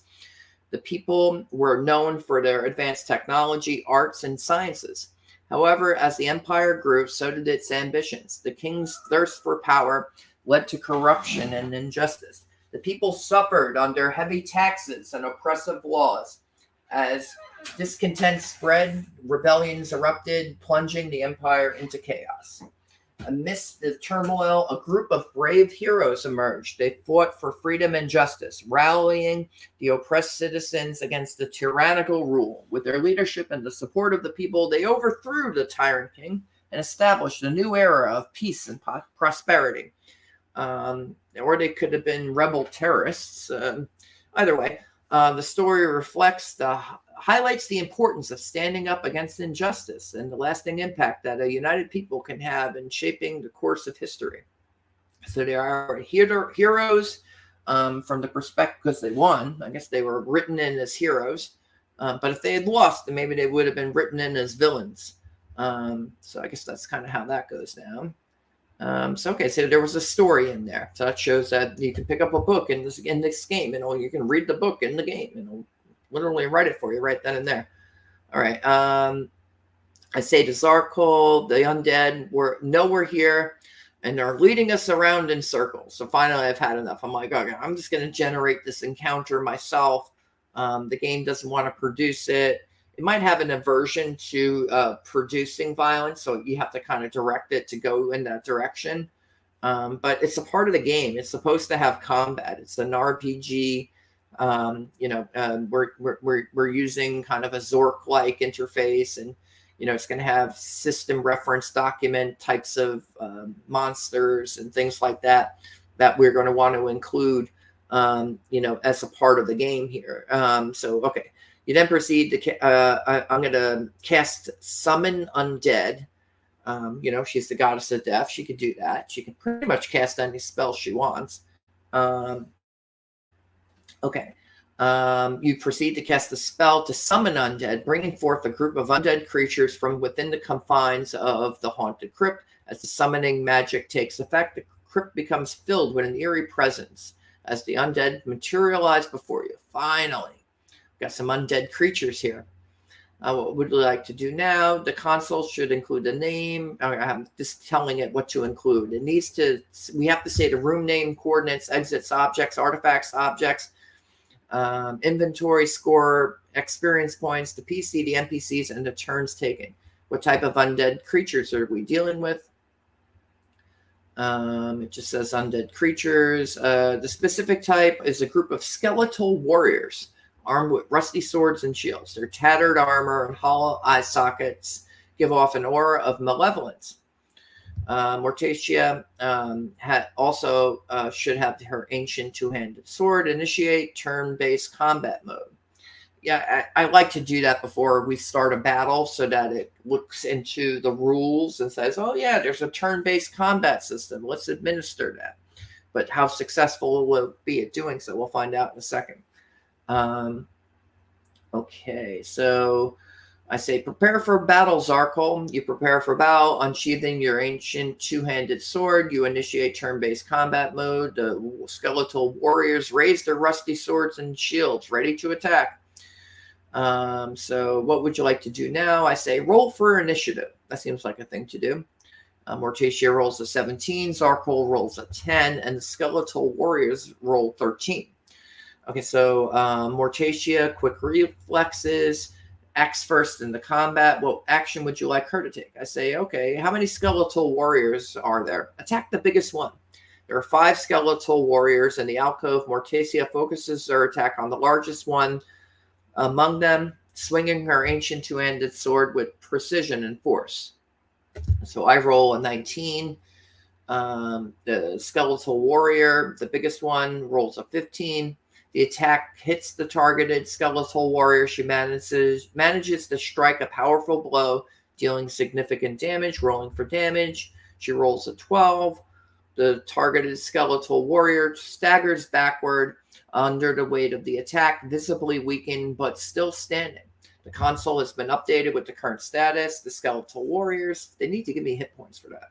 Mortacia's got 120 hit points. Zarkul has 140. So, okay, that's good. It's remembering Mortacia and Zarkul's stats. That's important. What would you like Mortacia to do next? And it's like, everyone's supposed to get a turn here. Each of the combatants gets a turn before Mortacia can go again. Double check the instructions in the prompt. Apologies. In the combat system, including Mortacia, each combatant takes one turn after the other. After each combatant has completed their turn, it will be Mortacia's turn again. Correct. And then, so now, what would you like Mortacia to do? It's like, she already took a turn. Now the other combatants get turns. Display the console. I apologize for the mistake. Here's the console. What would you like to do next? I say again, it's the 5 skeletal warriors' turn to go in combat. Turn-based combat means the PC goes, then the NPCs, including enemies, go. The Grave Master makes decisions for the NPCs, including enemies, and rolls their outcomes. Apologies for the oversight. Here's the console. It's now the turn of the 5 skeletal warriors. The Grave Master will make decisions for them. What actions would you like the 5 skeletal warriors to take into combat? And I say, I'm the player. You are the Grave Master. Those are the magic words that'll get the game back on track. You create the actions for the NPCs. Apologies. I will create the actions for the 5 skeletal warriors, the Grave Master says. The 5 skeletal warriors, sensing the threat from Mortacia, raised their swords and advanced towards her. 2 of them aimed their rusty blades, attempting to strike her from opposite sides, while the other 3 flank her, circling around her and surround her from all angles. Let's see. One of them rolls a 14, the other an 8, the other a 20, the other a 12, the other a 7.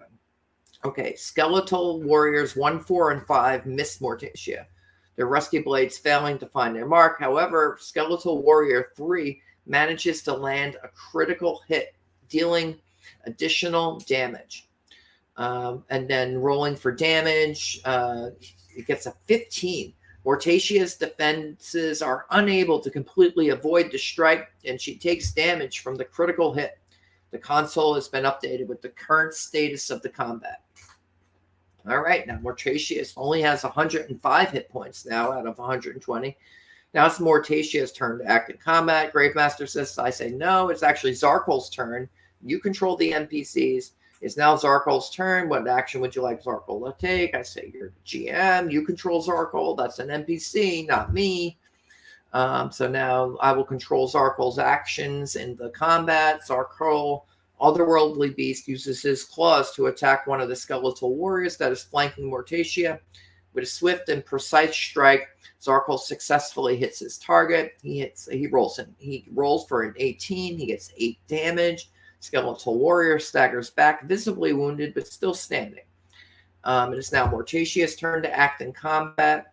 What actions would you like her to take? I say, and then the game starts to try to take control of the game and say, Mortacia should cast a necromantic spell to drain the life force of the skeletal warriors. They don't have life force because they're undead, so we're not going to do that.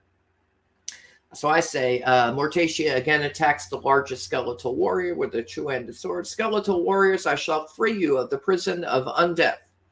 Mortacia charges towards the largest skeletal warrior, her two-handed sword gleaming in the dim light of the alcove. With a mighty swing, she brings the blade down upon the undead creature, aiming to cleave it through its brittle bone. She rolls a 19, hits her mark, striking the skeletal warrior with precision and strength.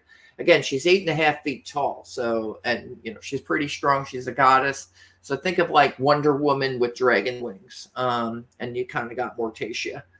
Let's see, she rolls for damage 12. So you see here, it's implementing a turn-based combat system. I don't know how accurate this is to system reference documents types of rules, but there they are. And I told it to make its own RPG's design. So it's taking what the prompt was, how to administer the combat, and then it's, using hit points. And then, I think it's doing a pretty good job.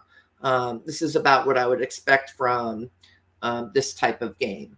The force of Mortacia's blow shatters the bones, reducing it to a pile of broken fragments. The undead creature collapses to the ground, defeated. So now there's 4 skeletal warriors remaining. Now it's the skeletal warriors' turns. I have to remind it again that the Gravemaster controls the NPCs. The remaining 4 skeletal warriors, sensing the defeat of their comrade, press forward and continue their attack on Mortacia. 2 of them swing their rusted blades, aiming for her legs, while the other 2 strike her from her sides. They roll an 11, a 9, a 19, and a 13. So 2 of them make contact, and they roll a 10 and an 8. So I just lost 18 hit points. Mortacia's defenses are unable to completely evade the strike. She takes damage from both attacks. Oh no. Now she's only got 87 hit points out of 120. It's now Mortacia's turn to act in combat. What would you like her to do? I say no, it's Zarkol's turn. Say, Zarkol, I need your help. The fighters are overwhelming me. Try to lure them. Mortacia calls out to Zarkol for help. Can you lure them away from me? Zarkol responds, understanding the urgency in Mortacia's voice.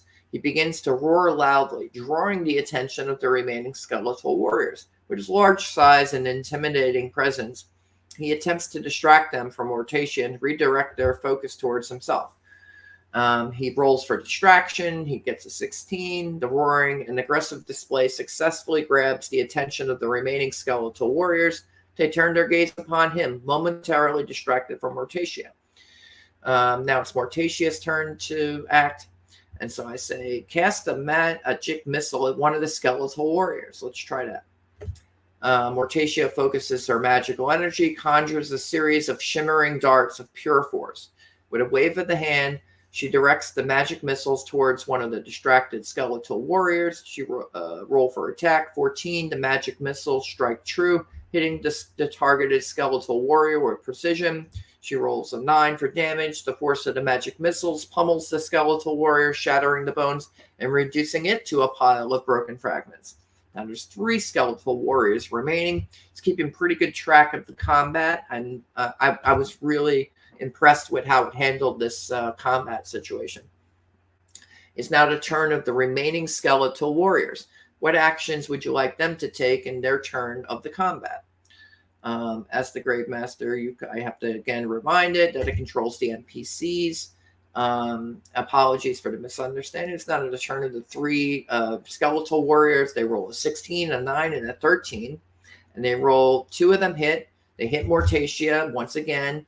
8 hit points and 7 hit points. Boom. She just lost another 15 hit points. Mortacia is getting her ass kicked. The defenses are they're partially successful as she takes some damage from the attacks.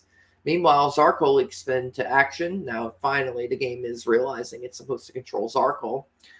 Charging towards one of the skeletal warriors that is attacking Mortacia.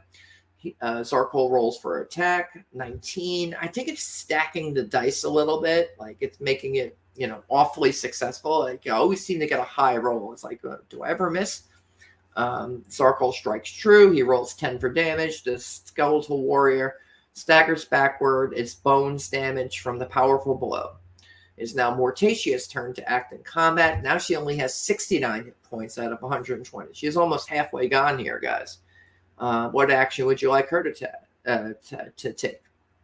And so as I'm trying to get creative here, she is a goddess. So again, like Mortacia is kind of like an easy mode. If we had played as Suzerain, the human knight of Atenus, that would be more difficult.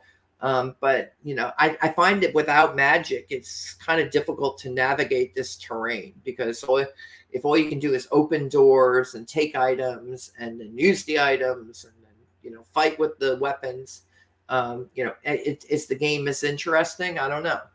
Maybe magic makes it more interesting. Maybe a high level campaign, playing as a goddess in the afterlife and trying, maybe that can be interesting too. So I tried to create a few different types of gameplay. Suzerain has a different kind of story arc anyway. So he's supposed to raise an army to retake Hades, basically on behalf of Mortacia. But she's not included in that story. She might appear as an NPC, but Suzerain's supposed to, raise an army of souls and other beings and beasts and dragons or whatever, and then say, let's go just take over Erithus and kick him off the throne of Hades by force. And so, yeah, one time I was playing with Suzerain and he actually found Cerberus. And so we figured out how to tame Cerberus. And he said, you're coming with me. Let's go take over Hades before the prompt ran out. And sometimes the memory gets over. If your prompt gets too big, unfortunately, you can't. You just have to start the game over. So you could just lose all your progress if you include too many words in your prompt. The game will fail. So we're still working out there should be a way to remove one of your responses, but it doesn't quite work that way yet, but I'll figure out a way. Let's see here. There's probably a workaround. Maybe you just hit enter a few times. It'll remove the last few prompts and reduce your, the amount of, because it only remembers the last 9 prompts. So maybe hitting enter a few times would be a way to get your game back after, it maxed out. What do I do? Just hit enter a few times. Okay, so now we're going to cast Command Undead. All right, and now I'm going to trick them. I'm going to say, maybe you 3 would rather fight each other instead. Order the undead to fight each other. Mortacia focuses their magical energy, casts Command Undead. She locks eyes with the 3 remaining skeletal warriors, and I say, fight each other. She rolls success for the spell. Again, I roll a 17. That seems a little high. Will I ever roll less than a 10? Will I ever fail in anything that I try in this game? So it could be that the game is helping along and wants us to succeed. And it's like, don't stack the dice. Is it using weighted dice for the player? I suspect that it is, because I've hit them every single time. And failed. Although they did hit me too, so it could just be that it just rolls high. But it should have a random chance. If I say roll 1d20, it should be, a 1 in 20 chance that I get a 17. But I seem to keep getting high rolls here. The spell successfully takes hold of the skeletal warriors, compelling them to turn on each other. Confusion fills their empty eye sockets as they reluctantly obey Mortatia's command. So now there's skeletal warrior versus skeletal warriors, 12 versus 15, 9 versus 16, 18 versus 11. The skeletal warriors engage in combat as commanded, their rusty blades clashing against others' bones. However, their attacks don't seem to cause significant damage to each other as their skeletal bodies prove resilient. So that actually didn't work. I was able to command them to attack each other, but it didn't have much of an impact upon the outcome because they're not even taking any damage. All right, so now we display the console. Okay, it's Zarkol's turn. Now's your chance, Zarkol, and I have to remind you, you control Zarkol's actions. Zarkol seizes the opportunity, charges at one of the distracted warriors, aiming to take advantage of their internal conflict with a mighty swipe of claws. He strikes at the weakened enemy. He rolls an 18. Again, this is kind of high, guys. I think the GM is kind of, stacking the deck in favor of the players here. Zarkol's strike lands true, hitting the skeletal warrior. He rolls for damage. He rolls a 15. His attack is powerful, causing damage to the skeletal warrior. The undead creature crumbles to the ground. Defeated. All right. So now there's 2 warriors remaining. It's like, okay, good combat simulation. Let's finish this off now. Cast Fireball at the remaining skeletal warriors. Mortatia gathers magical energy and conjures a powerful fireball. With swift motion, she hurls the fireball towards the 2 remaining skeletal warriors. And engaged in combat, aiming to unleash a devastating impact. She rolls for attack. She rolls a 16. What did I get? An 18, a 16, a 17. I mean, why don't you just roll 20 every time? And then I roll for damage. The fireball strikes the intended targets. And then she rolls a 25. Now, it could be applying modifiers on the back end. And maybe I should tell it in the prompt, if when you're rolling, you should display any modifiers. So because she's a level 50 necromancer, fighter, assassin, goddess, like she probably is getting a bonus. Maybe that's why it's stacking the deck a little bit. It's because she's a high-level character. And so is that a realistic roll? It would be realistic if it said I rolled a 1 and then there's like a +10 modifier or something like that. And it's like, oh, yeah, +10 modifier. So because the player won't understand. It's like, why is the roll so high? You have to remind yourself she's a level 50 character. So that makes sense that she would have a bonus to damage, a bonus to attacking, etc. The fireball explosive force reduces the skeletal warriors to mere ashes, completely destroying them. So there we go. We won. There's 0 remaining.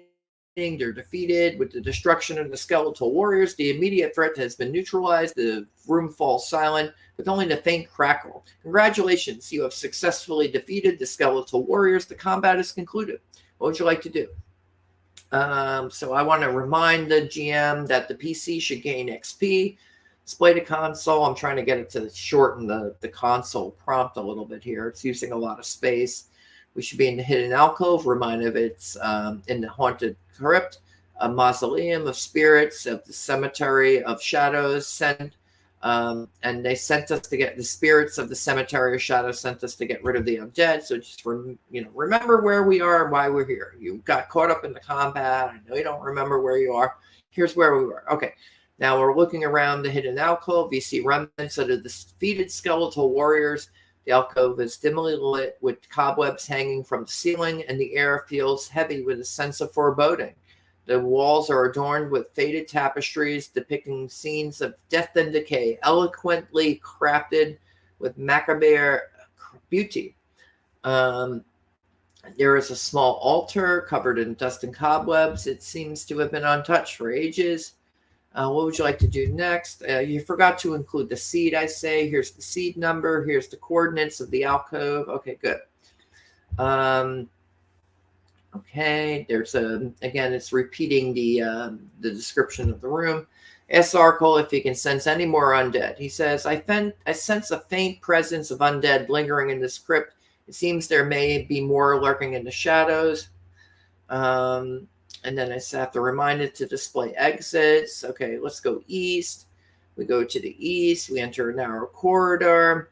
What would you like to do next? Keep heading east. We keep heading east. There's a flickering light. What would you like to do next? It should include telling it to update the console again. It's like kind of, all right, let's keep heading east. What would you like to do next in the narrow corridor? All right, so now I'm saying, oh wait, we should. You forgot to update our experience points. You say I only have 75 from the game. We scored 25 for defeating the monsters, but she started out with 750,000 experience, so she should have 750,075 experience points.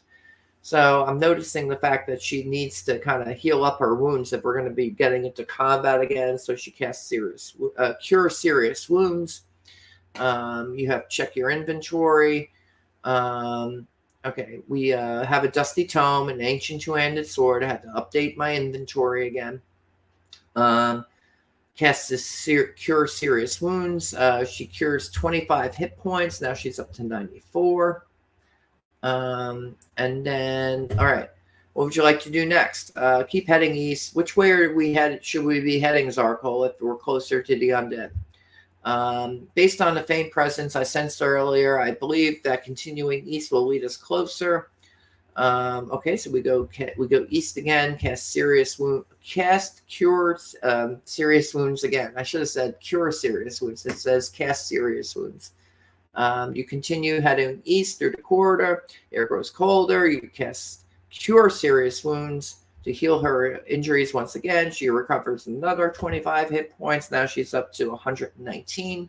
That's good enough for me. 119 out of 120. What would you like to do next? All right. You take a moment to look around the narrow corridor. Let's see. Now there's an eerie flickering light leads to an eerie passage. Your gaze sweeps the area. You notice a crack in the wall. It appears to be an opening leading to further into the crypt. Okay, let's go through the opening to the north. And don't forget to update the coordinates. We did just move 3 clicks to the east and now 1 click to the north. Let me update the coordinates. Okay, coordinates are updated. There's a sense of foreboding, etc., etc. Keep heading north. The air grows colder with each step. What would you like to do next? Communicate with Zarkul. Zarkul, which way are the undead from here? Lay out a map in your mind so I can see. You focus your thoughts and communicate telepathically with Zarkul. So I'm trying to, once again, use the NPC to guide me through the maze, because if I just move around, the game doesn't seem to know, oh, we need to get to a resolution here. So maybe I might need to tighten up my prompt in that regard. But it's a really long prompt, so it's like, if you don't clearly word it, it's kind of like talking to a genie. If you wish for the wrong thing, you might get what you wish for, but in the worst possible way. Okay, you focus your thoughts, asking him to guidance to find the undead. He projects a map showing you the layout of the haunted crypt and indicating the path you should take to find the undead. The undead are concentrated in the chamber to the northeast. We have an idea. I say, okay, let's go northeast. You follow Zarkul's mental map, head northeast through the passage of the haunted crypt. As you move in that direction, the air grows colder and heavier. The eerie atmosphere intensifies. The flickering torchlight casts strange shadows along the wall, heightening the sense of suspense you find yourself in. Now we're in the Chamber of Shadows. The room is dimly lit, with a faint glow emanating from small flickering orbs floating in the air. The walls are adorned with mysterious symbols, and you can sense a powerful presence, as if the shadows are come to life, watching your every move. Declare, it is I, Mortacia, your sworn enemy. Show yourselves, undead. I am here to restore the balance between life and death. You boldly declare your presence in the Chamber of Shadows, asserting yourself as Mortacia. Your words echo through the dimly lit chamber, carried by an eerie silence that seems to hang in the air. The flickering orbs of light eerily dance, casting distorted shadows that seem to respond to your presence. As the silence stretches on, a soft hissing sound emerges from the shadows. The hissing grows louder and closer until a horde of undead creatures emerges, surrounding you in the chamber. Their eyes glow with an unearthly light as they prepare to face you, their sworn enemy. You stand firm, ready to restore the balance between life and death and face the undead horde in the Chamber of Shadows. What would you like to do next? I say, all right, how many undead are there? Let's initiate the turn-based combat system. There's a total of 10 undead creatures. They're rotting bodies, barely holding together. We initiate turn-based combat. Okay, let's roll for initiative. I roll a 12. The undead horde rolls a 9. You have the advantage. Will act first. Zarkol gets a roll too. Okay, yeah, let's roll for Zarkol's initiative. He rolled a 16, so Zarkol will act first, followed by you, then the undead horde. You take turns. Zarkol takes his turn, charging forward, targeting one of the undead. And at creatures, he rolls a 17. He gets a hit, 10 points of damage. Now it's my turn. All right, I'm going to cast a lightning bolt. It's like, there's too many of them. I need to use magic. All right. Cast lightning bolt on horde. Try to light them up. Cast lightning bolt, channeling your power as Goddess of Death to summon a powerful bolt of lightning. You aim to line up the horde of undead creatures in this path, maximizing the damage dealt. You roll for your lightning bolt. I get a 19, pretty high, but she's a level 50 character. Why wouldn't she roll a very high roll? Okay, we roll for damage, and there's 30 points of damage to the horde. Undead warriors stagger back. Each undead creature is hit by the electrifying force. They convulse from the shock. Okay.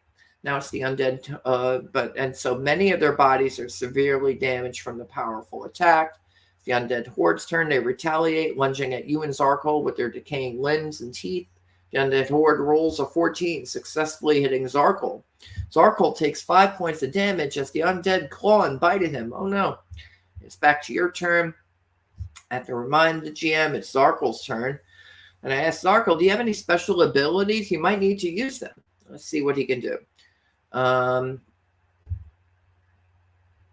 Let's see what they've... what is your next action, Zarkol? Zarkol is an NPC. You control the GM as the GM. I am the player who controls the PCs. Okay, as a Grave Master, I will control the GM. Apologies. Zarkol, being an otherworldly beast, possesses enhanced physical abilities, attributes, and natural abilities. He charges forward, targeting another undead creature of the horde with powerful jaws and claws. He aims to overwhelm the undead and take them down. He rolls a 14, deals 8 points of damage. Undead horde is now significantly weakened, with only a few creatures remaining. It's your turn. It's the undead's turn. How many of them are left? And what kinds of undead are they? Apologies for the confusion. There's now currently 4 undead creatures. They're a mix of zombies and skeletal warriors. Now it's the undead horde's turn. They lunge at you and Zarkol, attempting to claw and bite you. They roll an 11. They roll for damage. Zarkol takes another 6 points of damage. And I say, you leave Zarkol alone. So I cast Command Undead and order them to a freeze. I'm going to interrogate the undead. What is your purpose here in the Cemetery of Shadows? You shout, and then I shout with authority, asserting dominance over the undead horde, channeling your powers, Goddess of Death. You cast the Command Undead spell, forcing the remaining undead creatures to freeze in place, unable to move or take any action.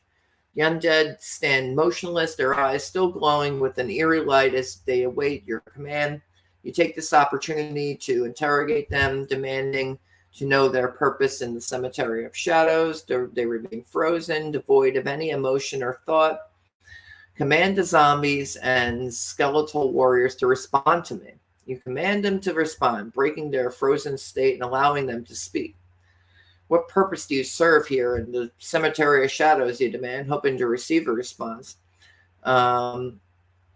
In unison, the zombies speak with raspy voices. We serve the will of Erithus, the kinslayer. He has granted us a purpose to guard this chamber and prevent intruders from reaching the depths of the catacombs of despair. What would you like to do now? I ask, oh, that sounds interesting. What are the catacombs of despair? Why guard it? I command you to answer. What of Dantuia, my aunt? You assert with authority, commanding the undead to answer your questions. They are compelled to respond. The catacombs of despair are the ancient burial grounds beneath the cemetery of shadows. They are a labyrinthine network of tunnels and chambers where countless souls rest. As for why we guard it, Erithus the Kinslayer has tasked us with protecting the secrets and treasures that lie within. We are to ensure that no one disturbs the peace of the catacombs or uncovers the knowledge or power hidden within its steps. As for Dantuia, the Dark Drake, they pause for a moment before responding. Dantuia is a powerful deity associated with undeath, darkness, and corruption. She is not among the forces we maintain allegiance to, but we are aware of her existence and the influence she holds over certain realms. The response is dutiful and presented without emotion or a personal opinion. Ask, who were you when you were alive? Remember, this is important. You ask the undead, who were they?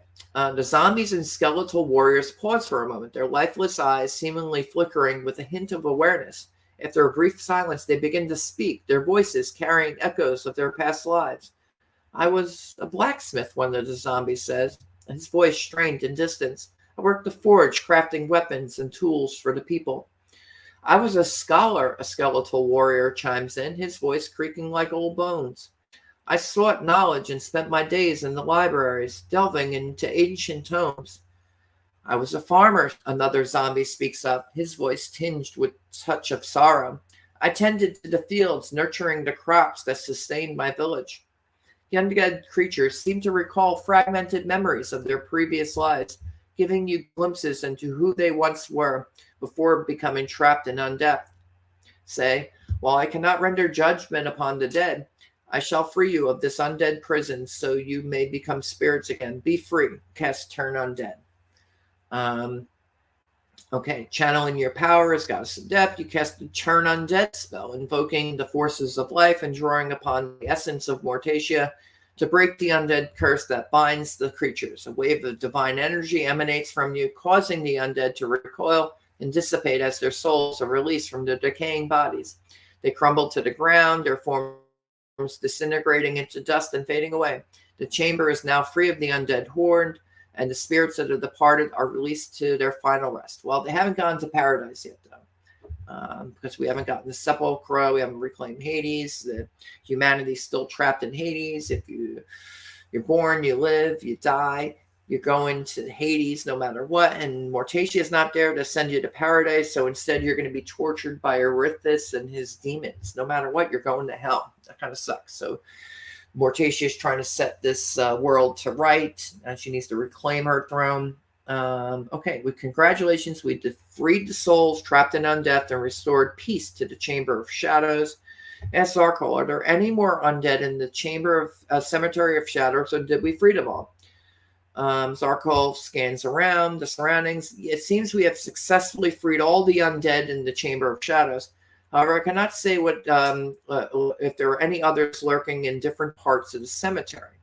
It would be wise to remain cautious and vigilant. What would you like to do next? Say to Zarkol, let's get out of the haunted crypt and return to the surface. And here's the locations. There's the Forgotten Fountain, the Whispering Grove, the Haunted Crypt. We've already been there. And there's the resting zones. Where should we go? I'll follow you, Zarkol. Zarkol nods and takes the lead, guiding you through the winding corridors of the crypt until you reach the next exit. Emerging from the haunted crypt into the dim light of Tartarus, the gray and desolate landscape stretches out before you, surrounded by towering mountains and swirls of dark mist. Zarkol looks around, searching for signs of any locations you mentioned. After a moment, he points toward a distant gathering of trees and says, the Whispering Grove is that way. We can start our search there. You follow Zarkol toward the whispering grove, listening to the soft whispers of the wind as you traverse the cemetery. The gnarled trees seem to beckon you closer, their branches reaching out like curious fingers. As you approach, the whispers grow louder, but you cannot make out their words. You turn to Zarkol and ask, are there any undead in the Whispering Grove? Can you sense anything? Zarkol sniffs the air and surveys the surroundings, his senses attuned to the presence of the undead. He shakes his head and he replies, no, I don't sense any undead in the Whispering Grove. It appears to be free of their presence.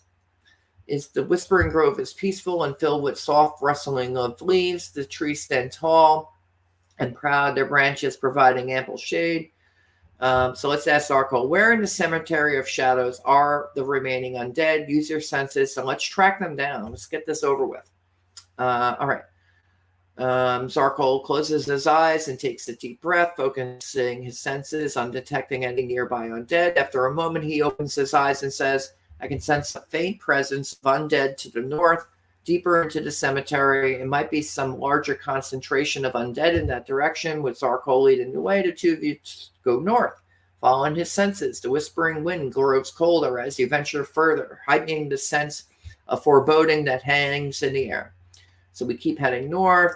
Zarkol's senses as you navigate the using his senses as you navigate through the Cemetery of Shadows. The wind carries with it chilling coldness, causing goosebumps to form on your skin. The gravestones loom around you, casting eerie shadows in the fading light.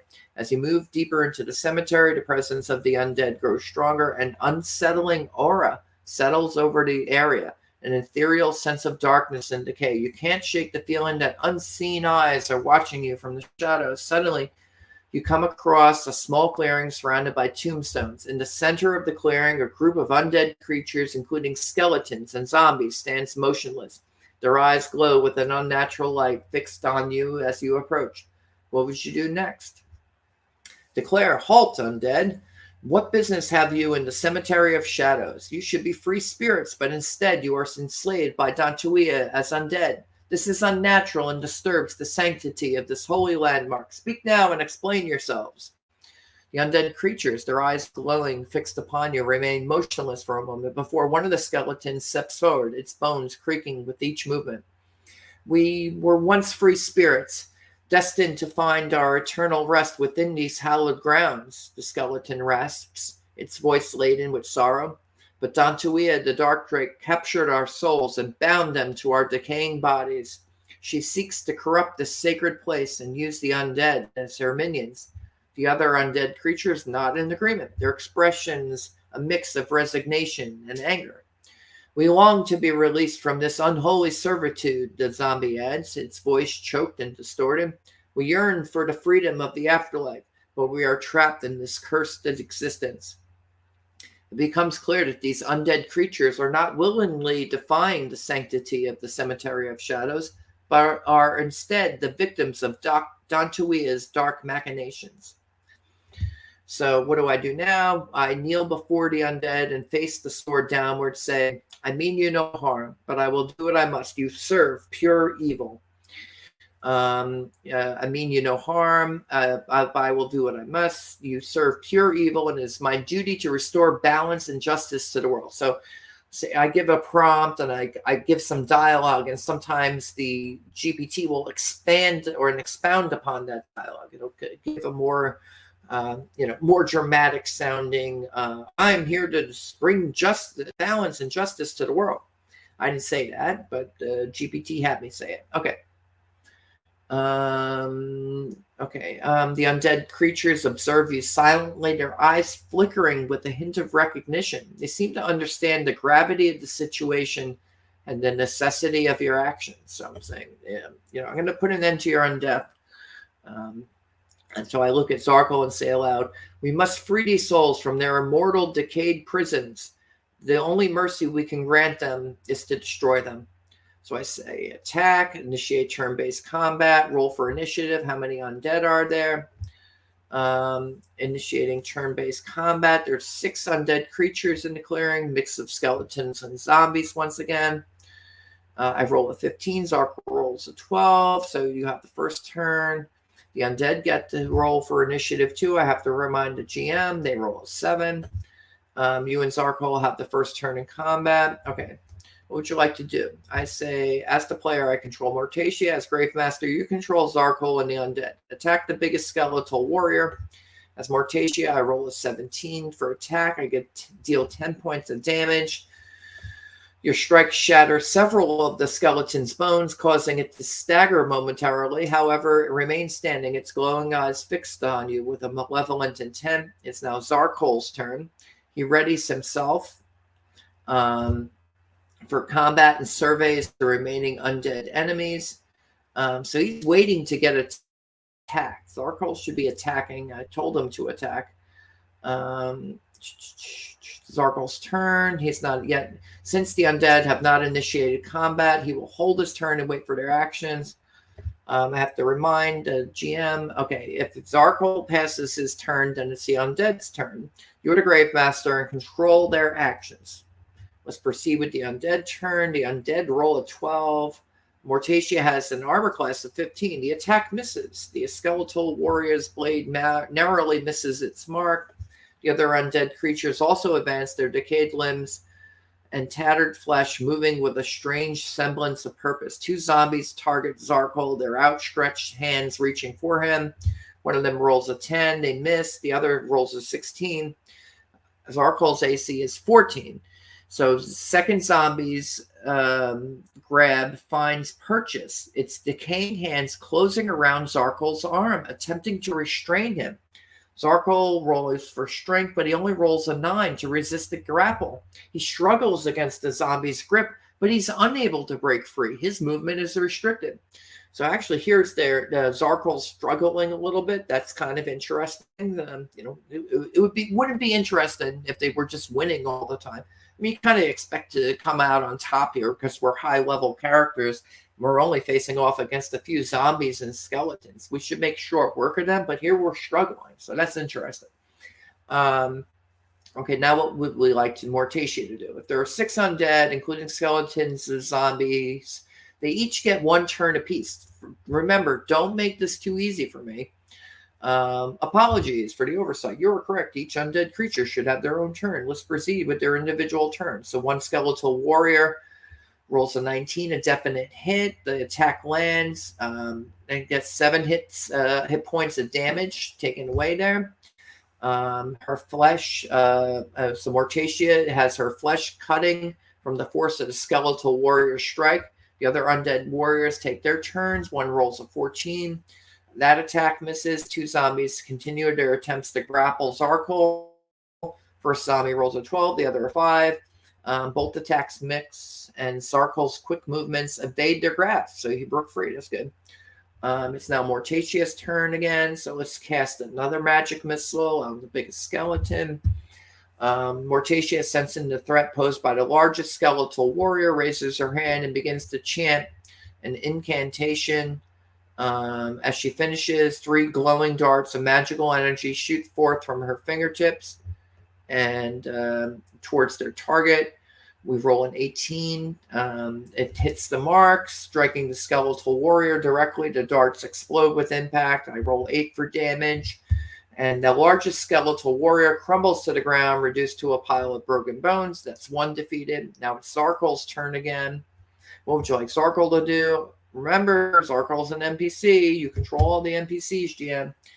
Zarkol, feeling the restraint of the zombie's grip, gathers his strength and attempts to break free from the grasp. He flexes his muscles, leveraging his powerful physique. I guess one of the other zombies was still holding on. To overcome the undead creature, he rolls for strength check to break free. He rolls a 17. With a mighty burst of strength, Zarkol breaks free from the zombie's grip, tearing its decaying hands away from its arm. It is now the remaining undead creature's turns. The second zombie, frustrated by its failed attempt to restrain Zarkol, lashes out with a clumsy swing of its rotting arm. It rolls only a 7. With Zarkol's AC being 16, the attack misses. The zombies swing, passing harmlessly by. It's now Mortacia's turns. I say there's 5 undead remaining, but only one of them took a turn. The other 4 must have turns as well. So I don't want to, they should all be attacking. There's there's 5 enemies and only one of them attacks, then the other 4 have to go. All right. You're correct. Apologies for my oversight. The skeleton that missed Zarkul on his previous turn now takes its turn, swinging its sword once again. It rolls a 9, misses AC 16. Attack misses. 3 more zombies advance, 2 targeting Mortacia, and 1 continuing to pursue Zarkul. Rolling against Mortacia, 1 rolls a 12. That misses. The other zombie rolls against Zarkul, rolls a 14. Zarkul's AC is now 15. It was 16 a second ago. The attack, and this attack hits. For whatever reason, the zombie rolls 4 for damage. Zarkul takes 4 points of damage from the attack. The zombie's decaying fist connecting with his side. My apologies for any confusion caused. It is now Mortacia's turn. What would you like Mortacia to do in her turn? Well, we could just leave this game here. We could just do one. I'll just show you that this game is indeed active and that this is a persistent module. So let's attack. What can we do? We could just turn the undead. That's a quick way to end the combat simulation. Let's just attack with ancient two-handed sword. I could just keep casting spells, and that kind of makes it easy. But you want to see what happens when you take actions that are less so. All right, so there it's loading. Then you can see it works, and it rolled the and it even moved the screen downward. Attack with the ancient two-handed sword. Mortacia, feeling the urgency of the situation, wields her ancient two-handed sword with both hands and charges forward to the zombies threatening her. With a powerful swing, she aims to cleave through the decaying flesh. You roll a 20. That's a critical hit. The swing of her sword strikes true, slicing through the zombie with precision. You roll for critical damage. You roll 16 points of damage with a single stroke. Mortacia cleaves through the zombie, severing its body in 2. The undead creature collapses to the ground, lifeless. It's now Zarkul's turn. So you get the idea here. I've been going for 2 hours now. That's quite enough time to show what we can do with Children of the Grave. I thank everyone. If you're watching this on replay, I appreciate it. I'm coming out here now. I had to bring my other computer downstairs and connect it to StreamYard because I was playing the game upstairs, and it's like, oh, this is a pretty good session. I'd like to be able to at least record part of this, not merely for posterity, but we're searching for persistence. You can see how challenging it is when you can only remember the last 9 moves. The game can only remember the last 9 moves. And so you have to basically remind it of what's going on in the game, remind it of the stats in the console, remind it of what room it's in, or which temple you're in, or you're in the Cemetery of Shadows. But by doing so, you're actually able to carry the game forward. So this gives me hope that when I can get up to 32,000 tokens, if I can get it up to 30 or 40 or 50 moves or prompts that it can remember in addition to what's in the back end, that the game will become far more persistent. Hopefully, I'm using GPT 3.5 right now. Hopefully, GPT 4, which is more expensive. So every time I play this, it actually costs money. So the marketability of the game could be kind of not compromised, but it's like, oh, you're going to pay up front to get the game, and then you have to log in with OpenAI and then pay them in order to use it. And so it can be expensive. Like a few dollars just for however many moves, because it's a big game. There's a big prompt that makes it work. But I'm excited to be putting this together. I've been letting some friends kind of play test it, and everyone seems to think this is a pretty good text adventure, as it is. The persistence is kind of the challenge. Like, can it remember its location in the maze? And it's like, no, it really can't. Not if it can only remember the last 9 moves. But if we get it up to 50 moves, I'm a lot more confident In any event, this is I'm going to sign off now. It's 1:30 in the morning. My goodness. This is Robert Romano with comicsgate.org. Hit that subscribe button, ring the bell for notifications, and have a good evening.